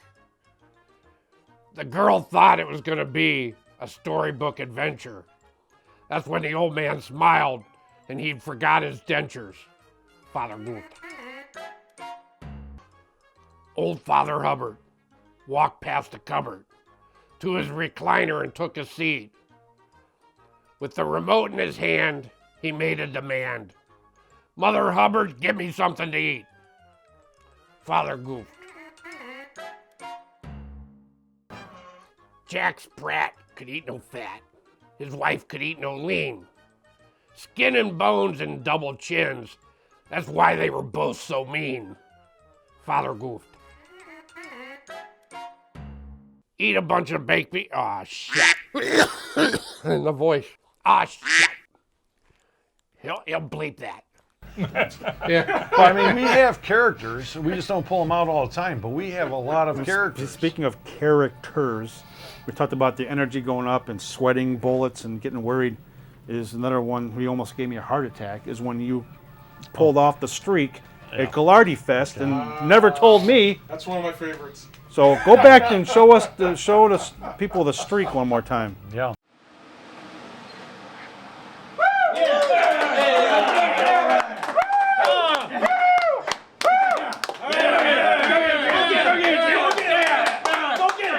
This is it, kid. Yeah. You've been training for this all your life. Now get out there and show them what you're made of. All right, Nick, I'm going to show him what I got. I'm going to show him what I got. I'm going to show him. Here comes Boogie that, boogie that. they go, Boogie that, boogie that. and he ain't wearing no clothes. Oh, yes, they call him the street. Boogie that, Fastest thing on 2 feet. boogie that. He's just as proud as he can be of his anatomy. He gon' give us a peek. Oh, yes, they call him the street. He likes to show off his physique.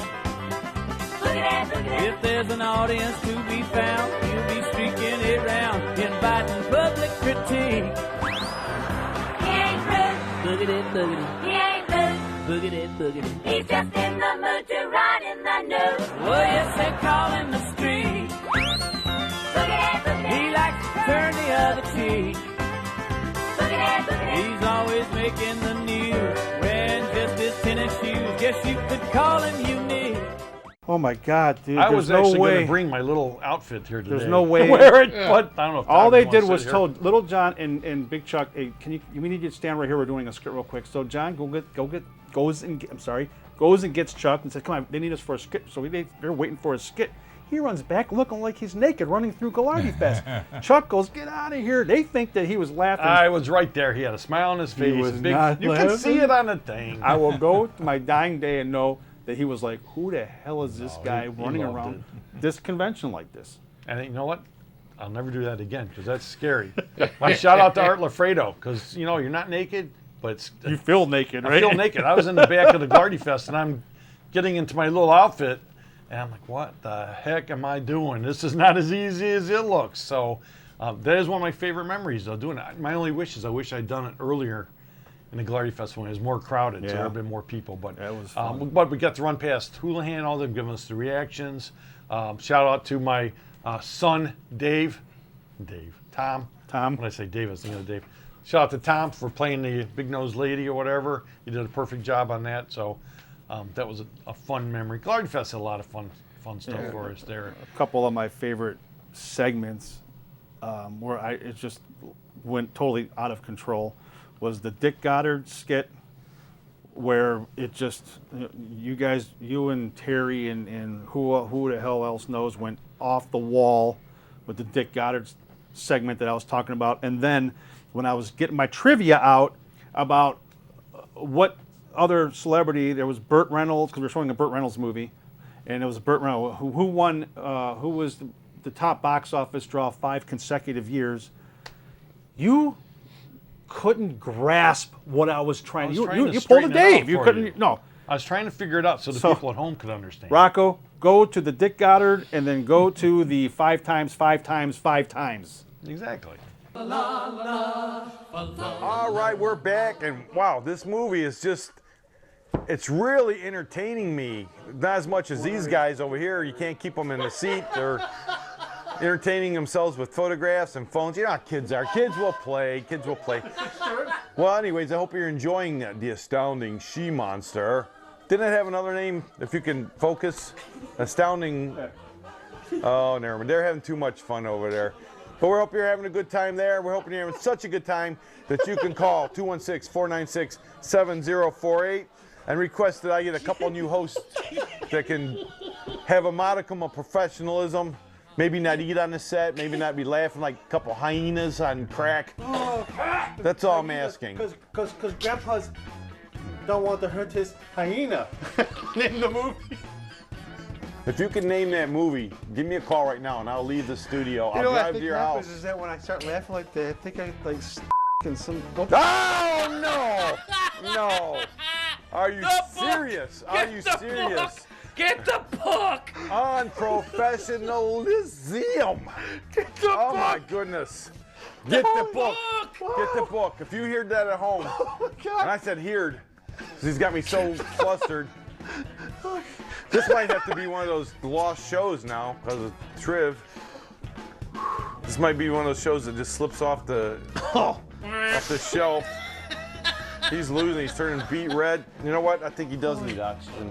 No, keep that. No, okay, I'll compose myself. No. Hey man, right here be fine, man. I hope you enjoy the Astounding She-Monster. Don't be like that. Try to pump it up at the end. I'm winded. What's because you were laughing and crawling around, taking pictures of Terry's butt crack face, butt crack, laughing and being unprofessional and tonight, then swearing, saying bad words, and showing your armpit. What? Armpit? The whole time you were armpitting it. Nobody wants to see that. Like I said, Dick Goddard didn't go around showing his armpit. He's a professional. How long was Dick Goddard on TV? How long was that Dick on TV? You know what? 50 years. 50 years of Dick on TV. Not once did you see an armpit. You just saw Dick every day for years. Dick, Dick, Dick. Every day. And you on the weather. I slipped up once. What are you talking? I'm talking about Dick Goddard, an icon. But you didn't see the armpit. You just saw Dick every day. When the news was on, here's Dick. Sometimes you saw Dick 3 times a day. Yeah, sometimes 3 times a day you saw Dick. And now they even have the Dick Goddard Weather Channel Station Unit You know Weather what? Center. They even named a street after that Dick. Yeah. Yep. Jesus. I'm just saying. No, really. Goddard, keep up Yeah. the good work. Half a thumb up from Terry G. He's right behind you, Rich. There he is. No, this side. Oh yeah, there he is. Dick's See, right look, behind you. he's got Dick right behind me. Well, we just got Dick's head. There's Dick's head over there. So we love Dick here. All right, I'm just saying. There's no more. Speak for yourself. You don't care okay? for Dick Goddard. Speak for yourself. You're not a fan of Dick Goddard. The views and opinions expressed by all the hosts here are not necessarily those of every single host on the show. I never thought that you would not be a Dick Goddard fan. I was just trying to clarify. He was the #1 top money-making movie star 5 consecutive years, which tied what other box office star? Give you a hint. It's from the 40s. It shouldn't have tied anybody if he was #1. For 5 straight years. Let me. Was the other guy 5 straight years? If you let me finish. Did the other guy have 5 straight years If too? you let me. Yes, if you let me finish the tidbit, you'll understand why I just said it the way I did. I'm trying to understand as it's You going. deserve to understand. He was named five times number 1. 5 times number 5 1. straight years, the #1 box office movie star. Consecutive. 5 straight years. 5 #1. straight years. He tied who? And he tied somebody. Yes. Who? Close. Cary Grant. Close. Spencer Tracy. I don't know. I'm Cooper. scared now because you're Bogart. looking crazy. He's looking all nuts at me. I don't know. John Wayne. No. It's in the 40s. 40s. wait, the wait, 40s. Gary Cooper. No. Bing Spencer Crosby. Tracy. Bing Oh, Crosby. Bing Crosby. Did Bing have 5 years too? Hello? Jesus, Scott, are you okay? Can you clarify that a little bit better for him? I don't know if his 5 years title. Should I start over? Yeah. No. That's why I was trying to clarify. Let him read the paper. Just hand him the paper. He had 5 years as the top. My God. Tying Bing Crosby. Did you just ask me that? Did his 1 year tie Bing Crosby? Now you Or understand did all why. 5 years tie Bing Crosby? Now you can understand what I got to go through and why the previous host left. But seriously? I don't think that's when it, well, it might have been. We always did have fun talking about Dick. Yeah. Explain it, because you told me that name. Well, we love Dick Goddard. He's an Yeah, icon. I That's mean, why I have this Todd. is- We He have has the a Dick Dick pillow pillow. from Dick Goddard's house. That's from his estate. This is his pillow. It's the Dick pillow. You got Dick DNA. I have Dick pillow. Yeah, this is Dick DNA all over it. Oh, we love Dick Goddard. And like I said, you love Dick. Don't you love Dick? I'm starting to have flashbacks. I think most of the people in Cleveland love Dick. And we miss it. We miss May seeing he him. rest in peace. May he rest May in he peace. rest in But that's, we have iconic things. He was a hero to all of us, Dick. Yeah. Everybody looked up to Dick. Don't you start getting in on it Everybody now. looked up to Dick. Speaking of, we got some other iconic stuff up here. I don't know if you can see it up there, but Uncle Vic. Uncle Vic. Uncle Vic was a guest down here in the show. He used to come down with Norton. Yep. We had Norton on the show from Norton Furniture. Yep. Shout out to Don Kilrain and those guys that used to come down. The janitors we had for a while. They come down to the show. We got so many people. Show one of those janitors. The janitors. Come here. Show one of those janitor skits. They were funny. Remember when we were all playing instruments? What's wrong with you, Carl? Oh, I'm very sad. Why? I got the blues. Tell me about it. It's the janitor blues. Tell us. I tell you, watch, I show you. I go to the janitor closet. I look for my broom. I could not find it there. It made me sad, you know. I don't know where my broom is, oh buddy, but I got the janitor blues. Oh yeah, baby. In country from where I'm from, I was born with 2 thumbs. My brother, he's a bum. He couldn't get a job like me. But my job, she's not good, oh no, baby. Because I got the janitor blues. Oh, I make a stick snake. I get the mop one day. The boss, he come and say, got no mop to blow. I say, your mother, she's nice lady. You thought I was going to say, whoo! Oh, the job is really bad. And I got the janitor blues. Woo, yeah, baby. I sing in my own language now. They just on this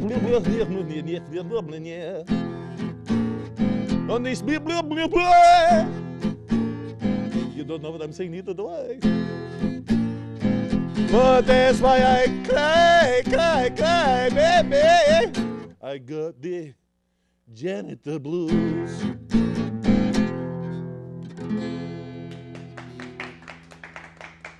Thank you very much. Thank you.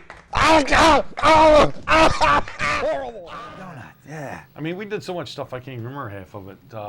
Forget a lot. You were even reminding me of something earlier. What they said with the, I forgot about playing Drew Carey. So yeah, I'm telling you, you better have showed it. But there's some skits, priceless. Some skits through the years that are never to be seen again. I remember with Dave, it was the courtroom skit. You used to always talk about the courtroom skit, right? I see some stills right now from it. Yeah, the courtroom skit. That is considered a lost film. Yeah, it was never to be shown. Another one is Beerfoot, which I have banned. We see stills of that too now. Well, better be careful with that. And I banned a skit, but you can show it now if you want. Yeah, that was a good skit too. Got banned for. Well, we can redo it with somebody else. We could, but that was good though. That was a good skit. Let's see it right now. First time. First time in a long time. Yeah. So seriously, man, just yesterday, he came by here twice yesterday. I'm telling you, you got to get a picture of this guy. Okay.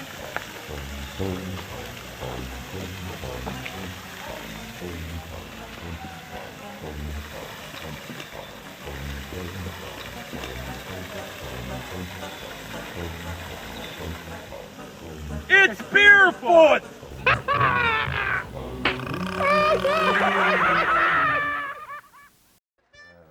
I put new batteries in it, double A it said. And they're new, they're fresh. Everything's hooked up. What you got here? Hey guys. You buy something else from eBay. Yeah, and this time I think I finally got ripped off. I don't want Dave to find out about it. It says on the ad, it says it's a changer. It's supposed to put something in it and make something great come out of it. How's it do that? You bought more crap off the internet, didn't you? It seems like it finally got ripped off, Dave. Are you happy? Oh. You know, here's how it's supposed Finally. to work. Could you step in here for a second, Dave? I'm not getting in that It thing. doesn't work. I just want just fool around, you know? I stepped in a lot worse than this. Yeah, let's just show the guys what it's supposed to do. I mean, they had a video and everything on it. It says, okay, you right? Here we go. Now watch. Nothing. You know what? Here, you know what? Scrap it. I'm so mad. Just scrap it. I don't want to see it no more. Scrap it.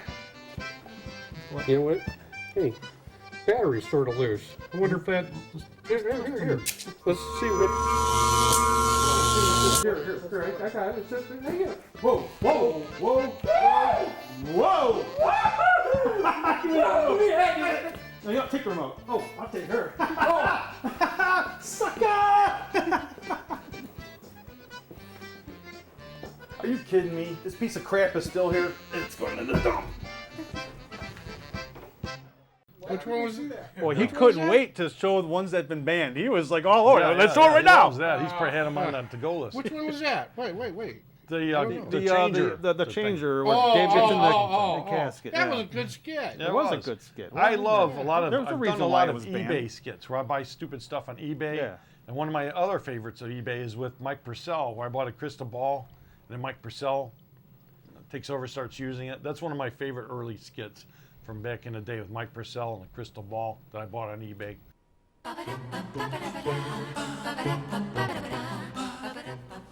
Hey, what you got? Hey, Mike, what's up? I'm checking out this crystal ball I bought on the internet. You got hosed, man. Those things never work. Hey, I don't know, Mike. It's been pretty accurate so far. Really? Yeah. Almost everything it's told me's come true. Really? Really? Do me! Do me! Come on. I don't know, come on, Mike. Come on. Tell me. Mike. Where's my future? I don't know if we should mess around like that. I mean, Oh, come on. You said it worked, so Well- apparently you've tried it before. it works fine. Okay, then. Well. Are you yeah, sure you yeah, want to I'm- know? Because sometimes, Oh, turn that thing on. All right, if you're serious. I'm serious. Okay. I have to concentrate, though, so you gotta be quiet. Okay. I read about this once.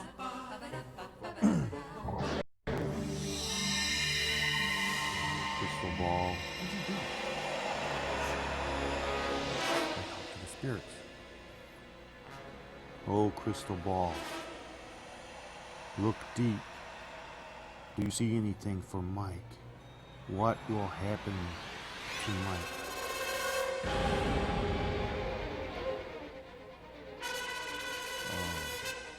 Oh. Yeah. What? Oh, what? Oh, what? You know what? This probably isn't working good right now. What do you mean it's not? Oh, come on. You saw something. What did it say? Well, Mike, you know, some things maybe you're better off not knowing. I want to know. Come on. Are you sure? I can take it. 'Cause I warned you earlier. I can take it. Crystal ball, the spirits were telling me that you're going to be suffering a head injury. A head injury? What kind? What kind? How I don't bad? know. I mean, is it? What? I don't know. Come It's all on, it say. tell me. What are you guys doing? This thing says Rich bought this off the internet. This crystal ball. Those things I say never work. But it says. I think it is. He says it's going to give me a head injury. Oh, come on. I'm going to have a head What's the injury matter in the with near you? future. Why do you believe in that stuff? It's all I don't know. stupid, It you just goof. said. Oh. Oh, crystal ball, what will the lotto numbers be tonight?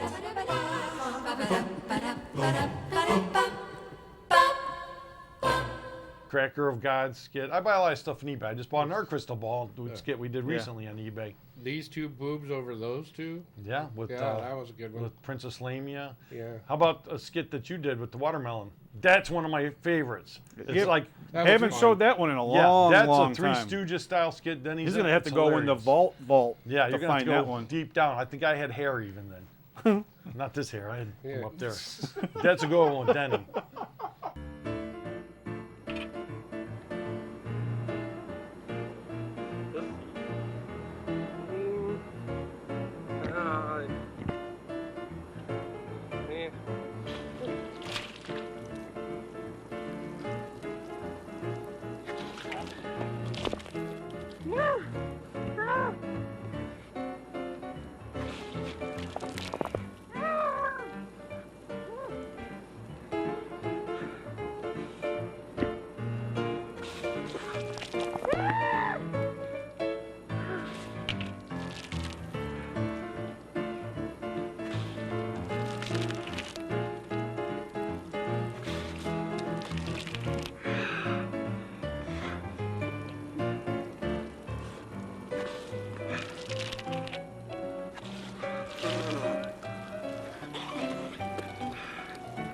Hey, you guys.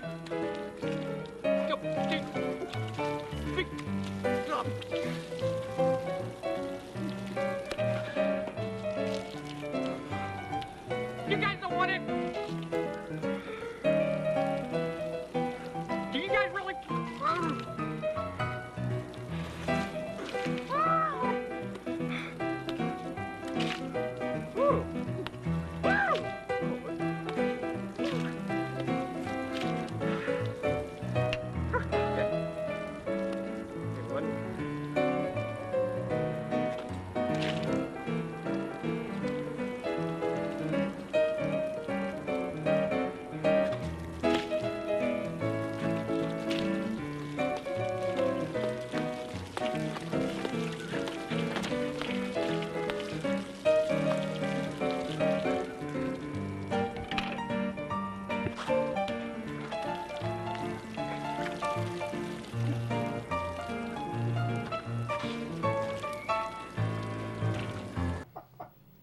And that was just filmed impromptu at Jennifer's pool party. Yeah. She had a pool party and had a hose and a watermelon. Pool party? Pool party. Pool. And there was a skit about Pool? there was a skit about poo there in the pool. Wait, time out. What? I know this. Time is out on the field. This is completely off track of what this show is, but it's only going to take 30 seconds. C-A-P-S-U-L-E. Say it. Really? C-A-P-S-U-L-E. We've been at this all year. Say it. Capsule. Thank you. No, what are you talking about? Again, he's doing it again. Thank you, Todd, for saying that. He said it the way you're supposed to say Capsule. it. He didn't say it like that. Yes, he did. He said capsule. Say capsule. Capsule. Thank you. Say it. Capsule. Now you said That it right. sounds like an Edsel. He said capsule. Todd, where is it? Where'd it go? It's up behind you. All right. There it is, right No. there. Just so He Todd says can he know. pronounces it capsule. Oh. Everybody else pronounces it capsule. Yule, End of story. Mule, schedule, ampule, module, molecule, ridicule, capsule. Thank you. Nobody pronounces it like that except him and somebody in the 70s in CBS Radio Mystery Theater. That was the only 2 times I've heard it pronounced that way. That's for ethics, for drama. Right. What is in a capsule? That's how it was. I've brought plenty of proof down. I've presented it. I've proved my No. point. And how about the only person how in this about room this that one says more? it like that? E-N-V-E-L-O-P-E. Envelope. You ruined it, see. You tainted him. No, you're out. You're done. It's envelope. No, it's not. Todd? You are the executive envelope. producer. Envelope. Get out of here. You suck. I had a proof. I brought proof last week from the federal post office. The lady said it was envelope. From the federal post office. C-O-M-B. She wasn't even born in the Don't go in United it. States. C-O-M-B. We got other things. We C-O-M-B. got bigger fish to fry right now. C-O-M-B. No. Right now, what This do is, we want to do? this is the security of the show. He How always about puts a one of kibosh on. We've had some skits turned in by viewers, and one of them is the Nichols. Yes, Going through the change? from Walt Going through the change. Shibula. Okay, one of my friends. Good He skit. gives us skits every year when we go to Monster Good Bash. skit. And we did one with Denny as the woman. I do the voice, and it's called "Going Through the Change." One of my all-time favorite Good skits. skit. Let's check it out. Okay, Miss Schmidt. Hello, Doctor. How are you? I'm okay. How are you? What brings you to my office today? Oh, Miss- Doctor, I've never seen anything like it. Every time I sit down to do my business, pennies come out. Pennies all over my floor. Pennies come out. Pennies. Lincoln had pennies. 1-cent pieces. Okay, I think I might know what's going on here. Why don't you follow these little instructions here? It's very simple.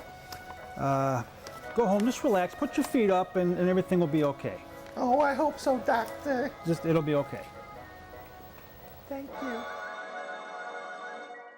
Oh, Doctor, thank goodness. Okay, Miss Schmitz, what seems to be the problem? Doctor, I'm besides myself. What? Now, nickels are coming out. Nickels all over my floor. Nickels are coming out. First Nickels. pennies, now nickels are... Nickel 5-cent pieces all over the floor every time.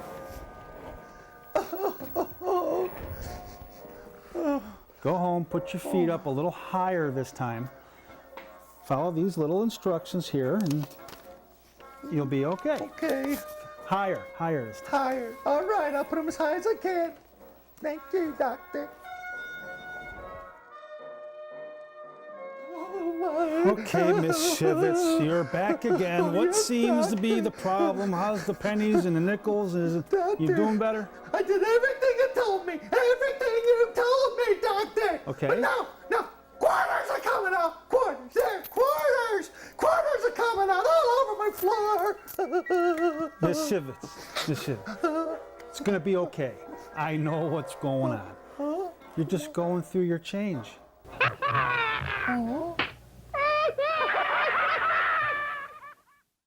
Yeah. So and also we just did one also with a funny Vern, skit. a Shibula skit. You know what? What? Vern has been in some really good newer skits, and he even has some zingers. I know. Let's He's check the out zing some zingers real quick. Yeah, the zing. He's the zing king. Check some zingers out real quick. Hey, Rich. Who belongs to the Transylvania PTA? Who? the mummies and the deadies. Zing!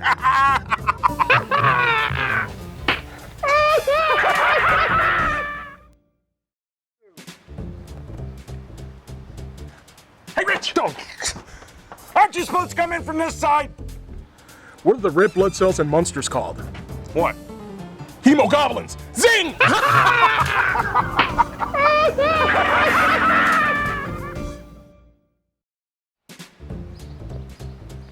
Hey, Rich! Oh. What do little ghosts drink? What? Evaporated milk. Zing!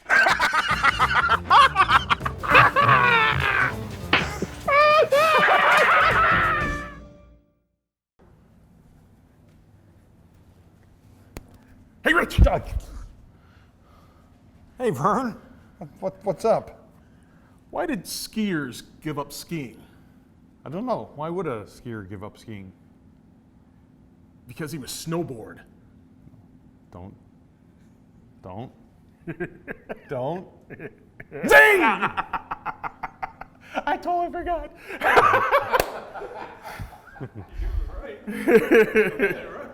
Hey, the brain that wouldn't die. The brain that wouldn't die. Another one. Yeah.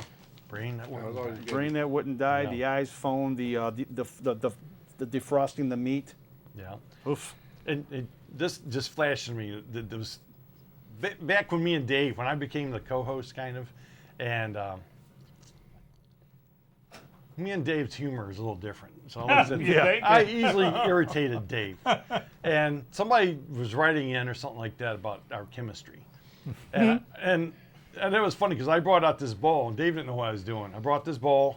It had some baking soda in it, and I gave him a vial of vinegar, and I said, "Pour that in there, Dave." He pours it in, and of course it foams up. And I said, "Look, there is chemistry between us." That is one of my, because he didn't know what was going on. It actually made him laugh.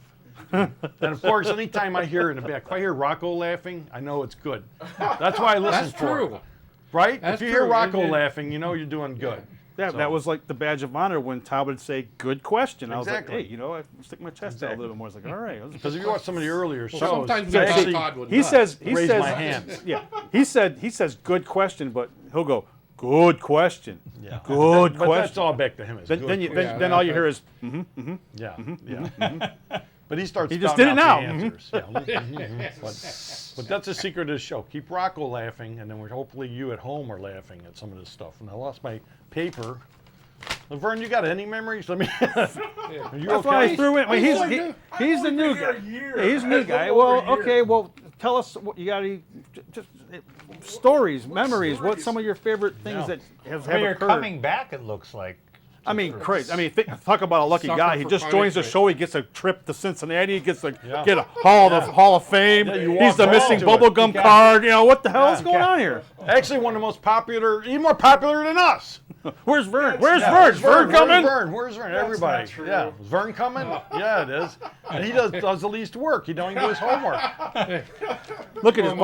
Watch this. Watch this guy. Brother. Watch this Rocco. transformation. Oh, Watch this yeah, transformation. Watch. Yeah, they got to Okay, all right, Rocco. Watch this. Boom. Have you saw it yet? yeah. Did you see it yet? Freaking copiers. Yeah. The two heads? Yeah. They're doing it. We'll try to do it. Hey, watch this transformation. Watch this sexy dude, Samuel Jackson look-alike. This guy puts glasses on. He puts all of us to shame. Yeah. My God, this is not fair, That's man. all he's got to do. He puts his glasses on one time. We're like, what is going on here? Take those suckers off. 2 thumbs up from the peanut gallery. Will these do better? Try these on. See how those look on. Oh, these are probably better. Yes, try those on. Oh, yeah. Let's see. Yeah. Those will be better. All you ladies at home. There you go. There you go. Oh, Hey, yeah. look at that Get guy. the snakes out of this. Look at this guy. Look Look at that. You're smarter than you look. You probably can't see anything, but Sexual chocolate, right? yeah, there you go. There you go. Oh, yeah. Dang. Wow. Hey, I forgot to Not talk. We're with talking these about diapers. people that we interviewed too. Not to forget when we were at the getting our inducted to the Hall of Fame. Dan Roebuck, Dr. yeah. Shocker, a good friend of the show, and we got to talk to him for a while. I actually hosted a little bit of the show with them. So Dan Roebuck, good guy. He's the new Grandpa Munster in the new Munster movie. So shout out to him. but I mean, fun meeting him. Last time I was actually at his house when I was at Rocco's wedding. How many years ago was that, Rocco? How many years you been married? Oh, putting him on the spot. 16 years ago. I was out in L.A. where he was getting married, and I got to go over to Dan Roebuck's museum at the time, his house in Burbank, and he's a great guy. He does Dr. Shocker. He's his own horror host, so check him out. So what else we got here in this list? I don't know, Rocco, you got something? No. We do final thoughts. One of my favorite skits too is with Terry G, with the Granny G. Or not even Granny G, the hunting, the old man, the hunting skit. That one makes me laugh every time I hear it. Yeah, that one's good. That one's hilarious. That was one take. Yeah, that's one of my favorites. And the Granny G's. Those are funny. Yeah, with there's quite a few. The iPhone 5. Yeah. In with the ding. Out with the ding, in with the Yeah, dogs, whatever. Yeah, with Tina. That's another good memory when we used to have Tina come down to the studio. There's one that we did, but I'm not sure if it aired. Oh, it aired. I know what you're talking about. Oh, did it? Okay. Doesn't air that much, but it's aired. When you come down the stairs? Yeah. Ma. Yeah. Ma. Ma. It airs. It airs. Hey, great Uncle G, how you doing? How you doing, D? How you doing? Oh, I'm doing good. Sitting out here enjoying the weather. Yeah, it's nice out. Nice out. Hey, you know, I watched something on TV the other day, and they were talking about hunting big game animals. They said you used to hunt big game animals back in the day, didn't you? I did when I was much younger. What'd you used to hunt? Oh, a lot of things. Bears, deer, a lot of things. What was the scariest thing you ever hunted? That had to be when I was hunting large Bengal tigers in India. Yeah, those are pretty scary. They're terrible. I was walking down a narrow path when all of a sudden the largest tiger I ever saw jumped in front of me. As I readied my gun, it let out a mighty roar. I crapped my pants. Oh, jeez. If I stepped in front of a tiger like that and jumped out at me, I'd probably crap my pants too. I'm not talking about then. I'm talking about now when I went roar. I did it again. Excuse me. Oh boy. Who's gonna clean that chair? Oh my gosh. Maybe next week we can finally get it all finalized and figure out some sort of plan. I'll make it happen. Hey, Granny G. Hey. Hey, what do you got there? Oh, it's the new iPhone 6. This Candy Crush is awesome. Oh my God. Ooh, marvelous. You gotta love it. Almost wait. They're so pretty. Granny, I came as soon as I heard the news. Oh, thank you, Tina, for coming. Oh, what happened to Grandpa? Well, Grandpa passed away while we were having a love session. Oh, Granny, at your age, don't you think maybe that's not the best idea? Well, no, we figured that out years ago, Tina. You see, we would do it on Sunday when the church bells rang. You know, in on a ding, out on a dong. In Granny, on a ding, out on a dong. It was doing good, and it wasn't strenuous at all. Until that damn ice cream truck came down the street. But aren't these pretty?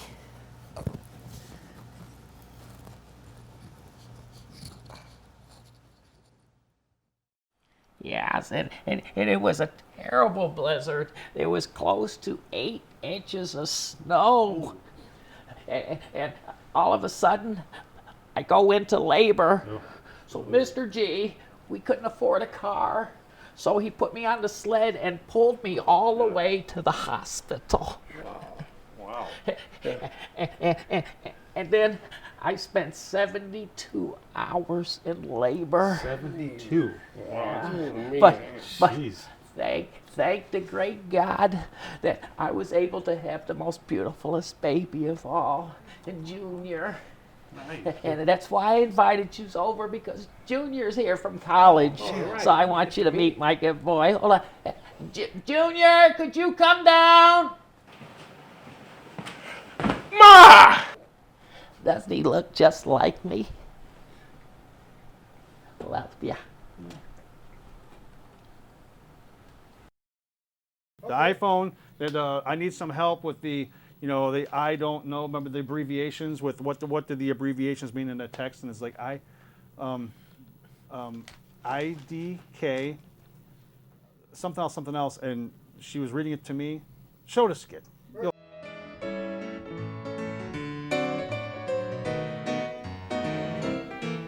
Don't touch the button again. The thing never shuts up. Don't worry, I'm not going to touch the button. But we're gonna have to figure out how we're going. Mikey! Oh. Hey, what's up, Granny G? Hey, Granny G. Tina's been texting me. Okay. Yeah. And I'm all new to this. All right. IDK. And then there's one that's just a LY. Okay. Yeah. And TTYL. Is something wrong with my phone? I don't know what that means. I don't know. Love you. Talk to you later. Y'all about worthless. Rich! Rich! Oh, Granny. Rich! We got a couple of skits like with our, what Stosh character that we kind of got going. Our own kind of version is the sports guy, Sergeant Triv, and Tina. Tina is a happily married couple. We got a couple of those going. Rocco, do you have our Mambo Moist skit? Oh yeah, Oh, Mambo yeah. Moist. Mambo Moist. Yeah. Yeah. Not moist.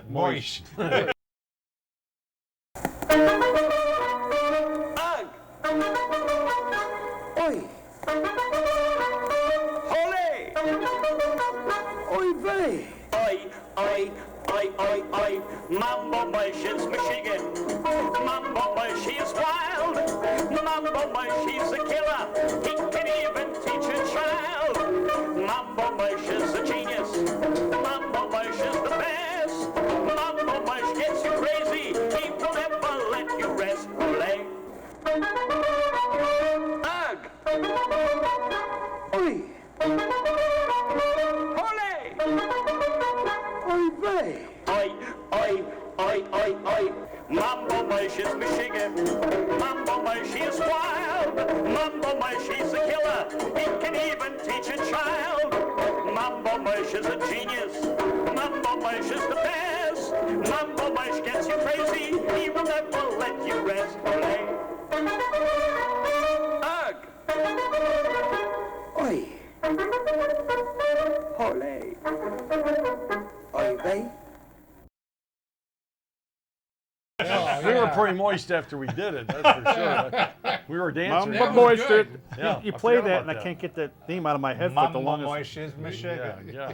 Mambo Moist is That was a good one. And that was different too. It was like That was different. Yeah, it was really different. Yeah, you had the you little found the green music. screen He came effect out with the It was idea. Of, avant-garde. yeah, so I forgot about that. Yeah, that good, was- yeah, good that was- skit. that was a Good, good one. good memory, Todd. Good Yeah. memory. I remember doing that because that was We one get of your my, it was kids one of my on any chins. Yeah, skits? one of your chins. Do we have Alex or? Yeah, well, they were on the thing with the cookie that one time, and I think, they were on. They came to the show a few times, but I don't know if they did any. Well, skits remember besides the cookie one. who was? Man, now I'm having a brain fart. Who was the kid that came down with the red hair? Yeah, he was sort of like my assistant. Yeah, he came with down the red beard. Yeah, and he was on. I forgot his name. He came down. Yeah, I forgot his name too. But he would come down. We did a few skits with him That- as a leprechaun. He was the face of the He leprechaun. looked like the leprechaun. Yeah. Oh yeah, the leprechaun at Yeah. the beer garden. Yeah, and also the boogie. Remember those guys? The boogie skits. Oh yeah, that was another kid man. though. That was. Yeah, I don't Yeah, know there who was you're some other talking kids. about. Yeah. We had a lot of kids on. Well, I would have all these like kids we that would came have on. like interns, doing their Right, you're right. They had like they would do their school project with me, which is they're writing a report how they did a skit about boogers. Yeah. Come on down to the studio. Obviously, these were not the valedictorian. Those were good ones. Those were some good Another skits. skit they were in, I remember one of my all-time favorite skits with Dave is where we buy the seeds and the plant eats Dave. Oh, that's a and good we did one. like a miniature of Dave and stuff That's like a great that. one. Yeah, check it out, guys. Look at those, man. Look at those seeds, man. Well, what kind of seeds? I don't know what kind of seeds. Where'd you get them? I mean, you were there. You've been having some of these seeds already? What's the matter with you? We all were there. We're there. Why are you showing me? Rich! on, what's going on in here, guys? I sent you out to get coffee. Where's the coffee? You know I need my coffee before we go on. Before we went in the store, Triv made me stop, and there was some weird guy out there selling stuff out of the trunk of his car, and he gave us a good deal on these magic seeds, and he even threw in this pot. Magic seeds? Are you out of your mind? You spent my money on magic seeds? But he said this plant will grow real big. What does that mean? Who cares about that? Look, I want my coffee. Well, he gave me a whole bunch of these seeds. And oh, for crying out loud. I can't trust you to do anything. They grow real... Get magic seeds, my butt. Here, put some... Oh, really? You want me to water it for you? Huh? Yeah, there you go. I'll water it for you. Now go out and get my coffee. Watch the plant. What?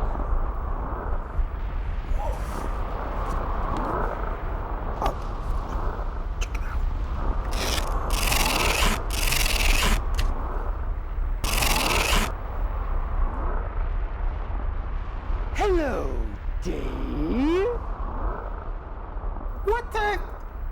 What did you get? My, you look delicious, Dave. Ah! Oh. Ah! Ah! Ah! Ah! Ah! Ah! Wow! We're dying, man.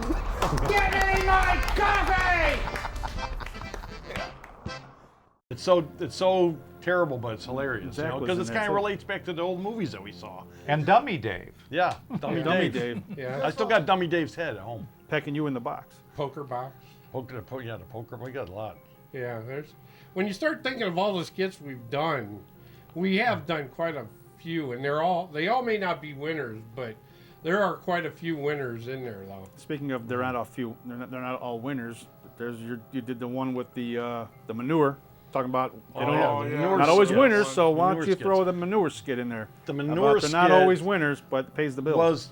That's my all-time. I'm like you now, the all-time. But now you start talking about There's a this bunch stuff. of all-times, but then you have to have an all-time. My all-time is... My all-time, and I don't know if we can show it in the show the actual way I meant it to be, but my all-time punchline that I wrote. Just have them bleep it out. Yeah, it's stupid shit, but it pays the bills. Just like a midnight movie skit, it's stupid shit, but it pays the bills. And that was the punchline. Supposedly at the end of these like 3 in a row manure skits. Now I don't know if they ever got shown as 3 in a row. I think they're separate. I don't know what Rocco does. But that was my all-time favorite punchline skit, and I wrote it on the way over there to shoot it. It popped in my head. I'm like, oh, it's perfect. You know, it's stupid shit, but it pays the bills. So yeah, you better mark the book 3 times there now. 3 times of that.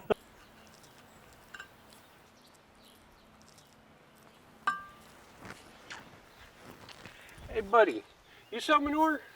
Well, yes, we do, sir. Actually, we sell 2 types. We have manure from the smart cows, and we also have manure from the dumb cows. Which would you prefer? Well, why would anybody want manure from a dumb cow? Well, sir, it's very simple. Just like a midnight movie skit, it's dumb shit, but it pays the bills. Wait a minute, that crap's not funny. They can't all be winners.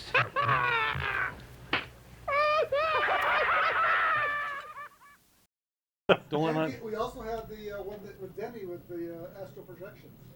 Yeah, astral projection, which, hey, now he's bringing back another memory. Hey, yeah. The toilet paper skit with Triv and Byram.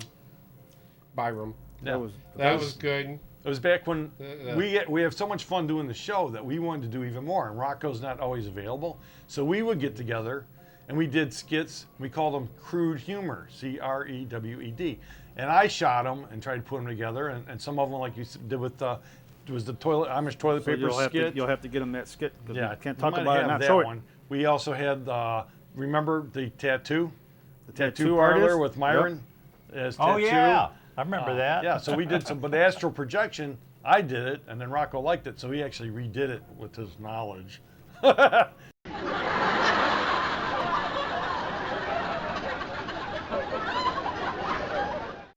up, Jeremiah! Hurry up now! I'm going as fast as I can, Lucas! You're gonna have to go faster than that! Now, come on! Yeah! Yeah! Go, go, go! Whoa! Whoa! I'll be right back. All right.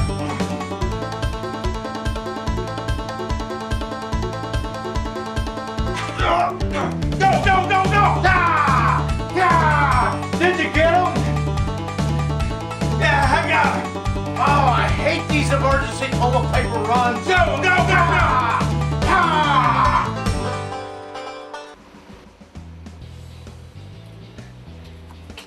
All right, here we go, Jack.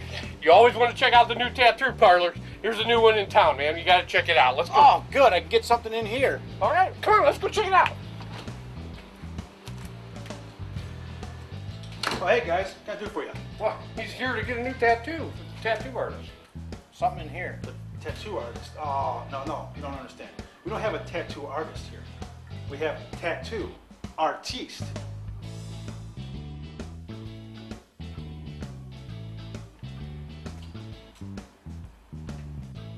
Dibling! Dibling!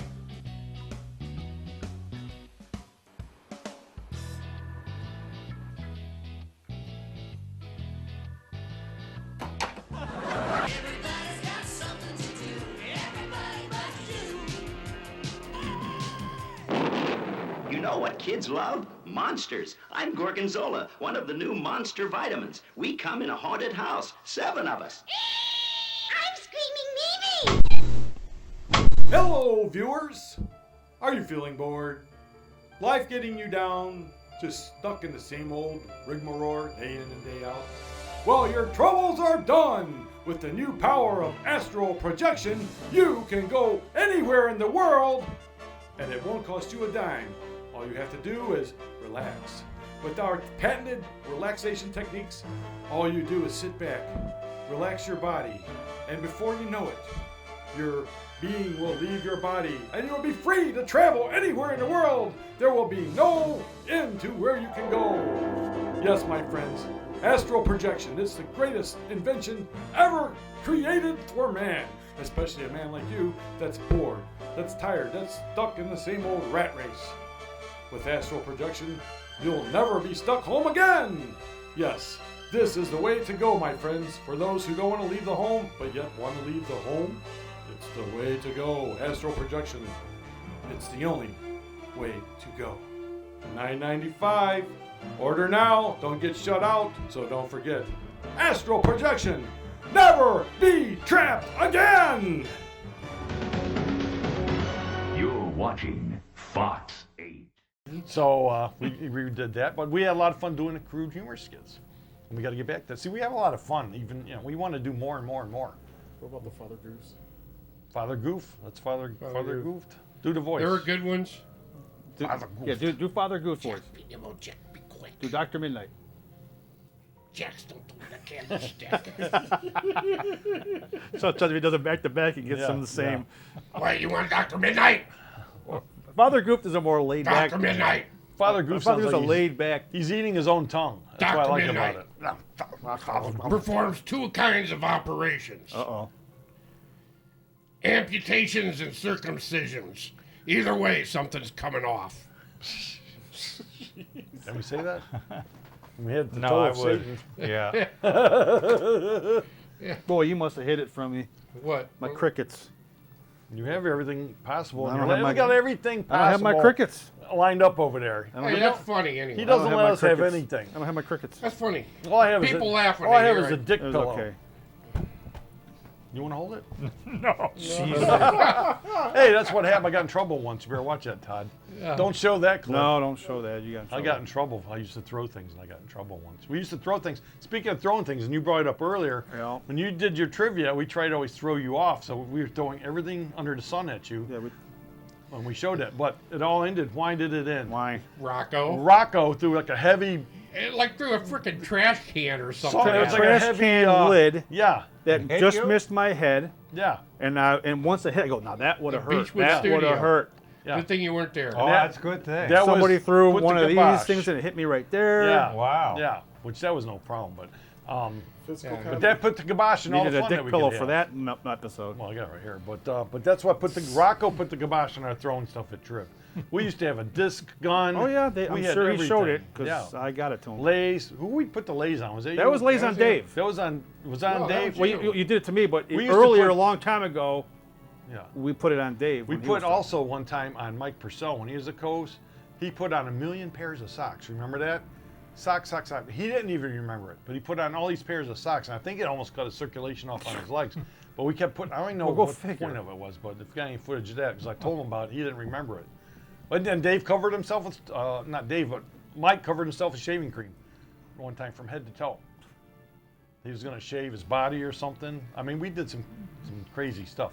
Oh, gee. If they knew what was going on in that studio, they probably would have booted us out. Well, they There was some did. weird- Well, that was in your studio. We don't know. We were nice at your studio. We only got in trouble a couple times. Each studio has got more and more toned down to where, okay, we can't break this, we can't We had mess to be this nice. up. We had to be nice with Todd's stuff. But we pissed off people, though. We did piss people off because the neighbors was a little too loud when we had Blindside Blues Band and Michael Nesso come down to the studio multiple times and jam. So Rocco, if you got some footage of some of the times they came down and played for a little bit, knock it out of the park, man.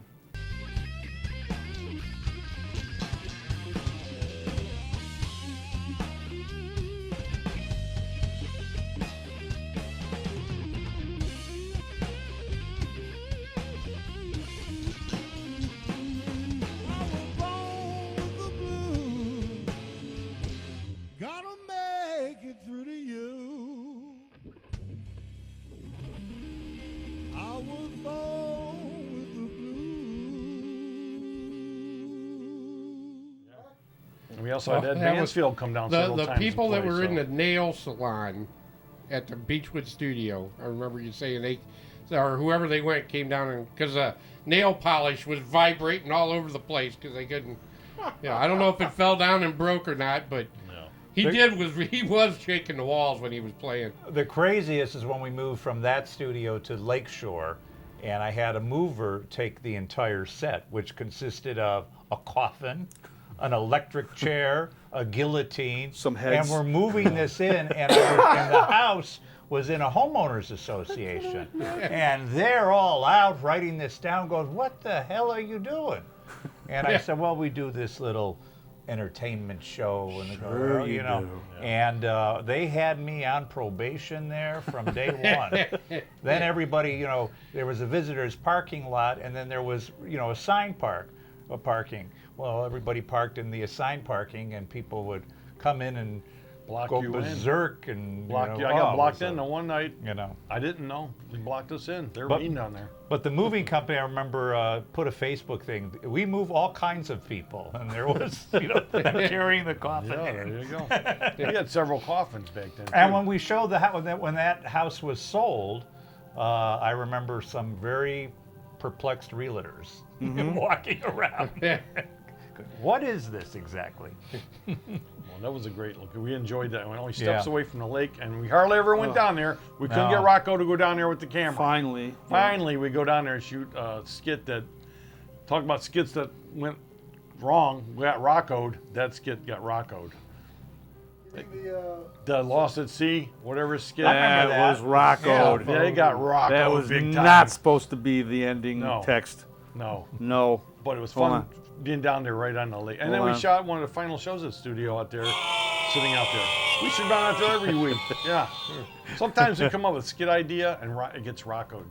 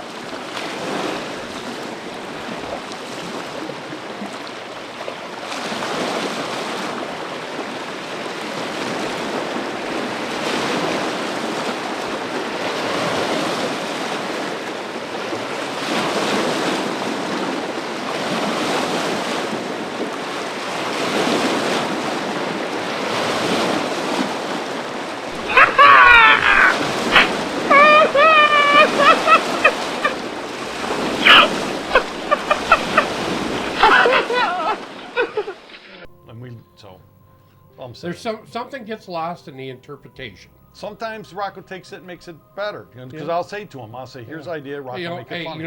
All kudos to Rocco because he really works hard. Yeah, we bringing rag. this show to We poke everybody. fun at him. Rag on him and all that. It's all in fun. He does the editor and the producing, and he's spending hours, working on things. So, I mean, this has been his baby from day one. Yeah. I mean, he is the Midnight He Movie. is the Midnight Movie. But it's like kudos to Rocco because he really, it starts with him. Talk about the original host. Who was the original host? It wasn't Dave. It was somebody else, right? The doctor. The doctor. It was a doctor. And what did he last? One episode? I don't even know He his lost name. his license. One, he goes, I don't want to do it no more. What was the first movie that played on the Midnight Movie? That's a good one. That's somebody asked me. And I That's don't a know. good one. Do you remember? Yes. What was it? The Last Dinosaur. The Last Dinosaur, Last was Dinosaur. the first movie that It aired on a Monday, not a Saturday. With Richard Boone? Yes. Yeah. And it had a doctor, some doctor One of my guy. favorites that we actually can play is But he that only Giant lasted one Spider episode. Invasion. Yeah. I love Alan that. Hale. Kingdom of the Spiders. I mean, I just love when we are, well, the children shouldn't play with dead things, which we just showed recently. Those are some of my favorites that we can play.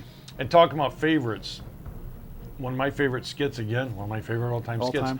But when we were in Pennsylvania at the cemetery, Evans City Cemetery, and Rocco did a perfect job of matching up the footage with the opening of the original Night of the Living Dead. We did a skit at the cemetery on the same roads with Dave and That was Bobby. great. It's just perfect the way he did it. With black and white, it matches up everything like that, and it had a dumb ending because we didn't have an ending, so I came up with the Amway ending. But that's one of my favorites. Rocco matched the roads up. It was their same roads. Everything you see in the beginning of the original Night of the Living Dead is in that skit. So that's one of my favorites because I love that place. Gilligan theme. And Gilligan, yeah, we did Gilligan down at that was Huntington very Beach. good. Just sit right back and you'll hear a tale of a fateful trip that started from this tropic port aboard this tiny ship. The mate was a wimpy sailing man, the skipper fat and bald. 5 passengers set sail that day for a 3-hour tour, a 3-hour tour. The weather started getting rough, the tiny ship was tossed. If not for the courage of the fearless crew, the movie would be lost. The movie would be lost. The ship set ground on the shore of this uncharted desert isle, with Gilligan, the skipper too, the millionaire and his wife, the movie star, the professor and Mary Ann, here on the Midnight Movie Aisle. Let's do final thoughts or wrap it up. Learn. Final thought. Wake up! His final thoughts are his first thoughts. Wake up. Wake up. He's thinking, I don't see me lasting as long as these guys. Even though I'm the baby. So, but no, I enjoy hearing the conversations and stuff. I've only been here a little over a year, and I know we have plans. So Yeah, your days are coming up here, buddy. You don't get too comfortable. Yeah. So, You'll see a lot more. But you never saw, you weren't aware of the show before you met Triv? I've seen like some of the trailers and stuff on Cablevision. Okay. Back in the day, but you never watched. No. He still don't. He just knew because he knew because of you. Because of me and whatever. This guy. Final thought. Oh, it's been a fun time. Some of the best times of my life has been spent with you guys and being out with the show and the things we've done. Met people never thought I would meet. Shook hands. One of the things I said, shook hands with Richard Keel. Iconic figure. I shook hands with Richard Keel, and I also shook hands with Jim Brown. Difference. They both had huge hands. Yeah. I mean, it just swallowed up my hand. The difference was Jim Brown's was like all muscle, and it just when you when he shook your hand, it's like you were. It's like, please don't crush it. Richard Keel's was the most baby soft hand that you ever shook with. It was firm, but it just always, like almost like he didn't want to hurt you. And it just, but the people we met, and with Victoria Price doing her thing, as Dr. Midnight, a lot of my good times, I went and Larry Storch in his 90s. Yeah. I walked up to Larry Storch as Dr. Midnight and scared the pee out of him. He was dead awful scared of Dr. Midnight. He just backed up off his chair and went away. I had to walk away because I dared not walk to him. But I had Julie Adams call me over and said, hey, can I get my picture with you?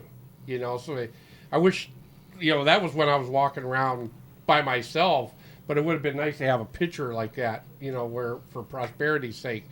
And she called me specially over, and I've had that quite often. So it just, great times, can't be beat.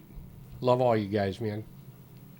My final thought is, I can say the same thing as Denny, is you guys are my family, when I think of my closest friends, best friends, and who I have the best times with is you guys. I love coming into the studio. I look forward to it. That's like one of the, when I go out and people say, oh, the Midnight Movie, I talk about it with so much passion. And I build it up, and I was like, oh yeah, we do this, we do that. Remember the Big Chuck Lil John show? We do the same thing. We show comedy skits, we show the old campy classics, and we just have a blast. And it's such a fun time, and we just really build it up. And because it comes from the heart, man. I love each and every moment of this, and I wouldn't change anything. I'm looking forward to doing more. And you talk about having the chance to interview Hacksaw Jim Duggan, who I never thought in a million years, doing skits with Superhost and Hoolihan, Big Chuck, and Lil John. I never thought ever, And here we are doing that stuff, and people recognize you off the street, and hey, aren't you on the Midnight Movie? And it's just, that never gets old. Let's keep on doing it, man. Well, I'm proud of you guys. I think what you've done here for all these years is a terrific thing, and you've done your passion. Most people don't do that. They really don't. They talk about it, they plan it, they think about it, and they never do it. And you've been doing it for a lot of years, and I am tremendously proud that it's still on. Whatever part I had in it, I'm very proud to have been part of it. Rocco and I continue to work on films together, and it's been a big, important part of my life as well. And I want you to keep doing it. Okay. We and that's that. We owe you a tremendous amount of gratitude for helping, get us back and get the ball rolling in our again. darkest Because without moment, you, were the light that got us back up and shining. So who knows what would have happened if we never had that chance? At least we were filming in a garage at one point. Yeah, but a lost show. That was. I thought it should be back on, and it gave me the opportunity to go out and buy equipment and do things. So at least I had some flexibility of shooting my own stuff and working with Rocco on that. So it worked both ways. Rich? Well, mine is just like I said, like Driv said. I love you guys. You guys are family, and same thing with me. I can't wait to do stuff with you guys. We always have a blast, and I tell people our show is different because we don't prepare for it. Yeah, we make some notes and stuff like that, but we don't sit here and plan. We don't know what's going to happen. That's what's exciting. If I knew what was going to happen, I wouldn't want to do it. That's true. Yeah. But when I was a kid, sitting on my front porch with the tape recorder, and me and my buddies were reenacting the Big Chuck and Lil John, Hoolihan Big Chuck skits, I never dreamed that someday that I would not only be doing this, but doing skits with them. I mean, it's like a kid's dream come true. And then on top of that, the fans. When I was a kid, meeting one of your idols, you didn't want your heart to be broken. And so far, meeting my idols, my heart's not been broken. It's been enlarged because people, they've been so kind. And that's what we try to do with our fans. Our fans aren't just people. We really love our fans. They're family. They're family to us too. And they're as much a part of the show as we are. They can become involved just by calling in, sending us stuff, coming to our events. we love the fans, and we want each and every fan to feel special when they meet us. And I think we really go out of our way, and they go out of our way for us. And so that's meaningful. And I hope that someday some kid or somebody sitting at home watching us emulates us and wants to do, wants to looks up at us and wants to do what we did and keep the ball rolling. Like you said in your interviews that you'll see on the other show, but Cleveland is a long history of this, and it still has so much going like that. People keeping it going. Hopefully, we're one of the leaders that keep it going down the road. And when I get out of this seat, move down, somebody will fill Vern's spot that's young and, keep it going. So I'm not moving. I'm sitting right here. So I know that's, I'm trying to hang on. But I feel the pressure. To piggyback off of your comment about the fans is that, and the Cleveland, the history of Cleveland's hosts and stuff, and I think what I really am proud of what we do, and I love what we do, is we reach out to the community so much. We have so many events where we are going out, and free events where our fans will come and enjoy an evening with us, and we have these raffles and we give them prizes, and we just want to have fun.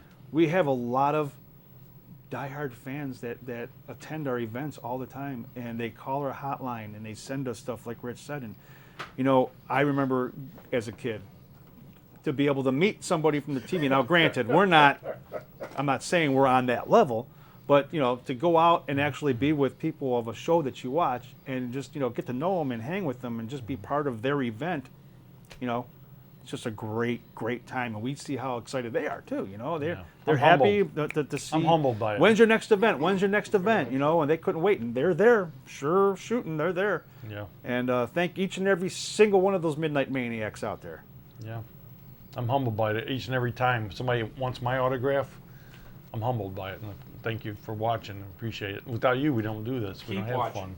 Yeah. Please keep Another watching, 25. We're not going anywhere anytime soon. So keep watching us, and we'll keep trying to entertain you guys and friend you guys and friend us, and we'll see you at the next event, wherever it may be. Yeah. Hope you enjoyed this special show. Hope we had enough memories. Because we got a lot more. If you want us to do another show like this, let us know. We'll make Rocco get on the vote. I can't wait to see it. There's a lot of things we forgot. Yeah, I forgot that came back to life. Yeah, you're gonna drive him crazy. Yeah, he's got to find it. But he better find it. You don't want to talk about it and then he lives for that. Yeah. Not show something else. Yeah, I'm sure it's good. everybody. This is going to have to be a collector show. He's got it. He's got it. See you guys. 25 more. Good show. Well, what? You wouldn't have cut a thing either. Well, I'm glad you enjoyed the first 25 plus years, and on behalf of the entire gang at the Midnight Movie, thanks for all your support and love throughout the years, because without you, this wouldn't be. So, here's to the next 25 years.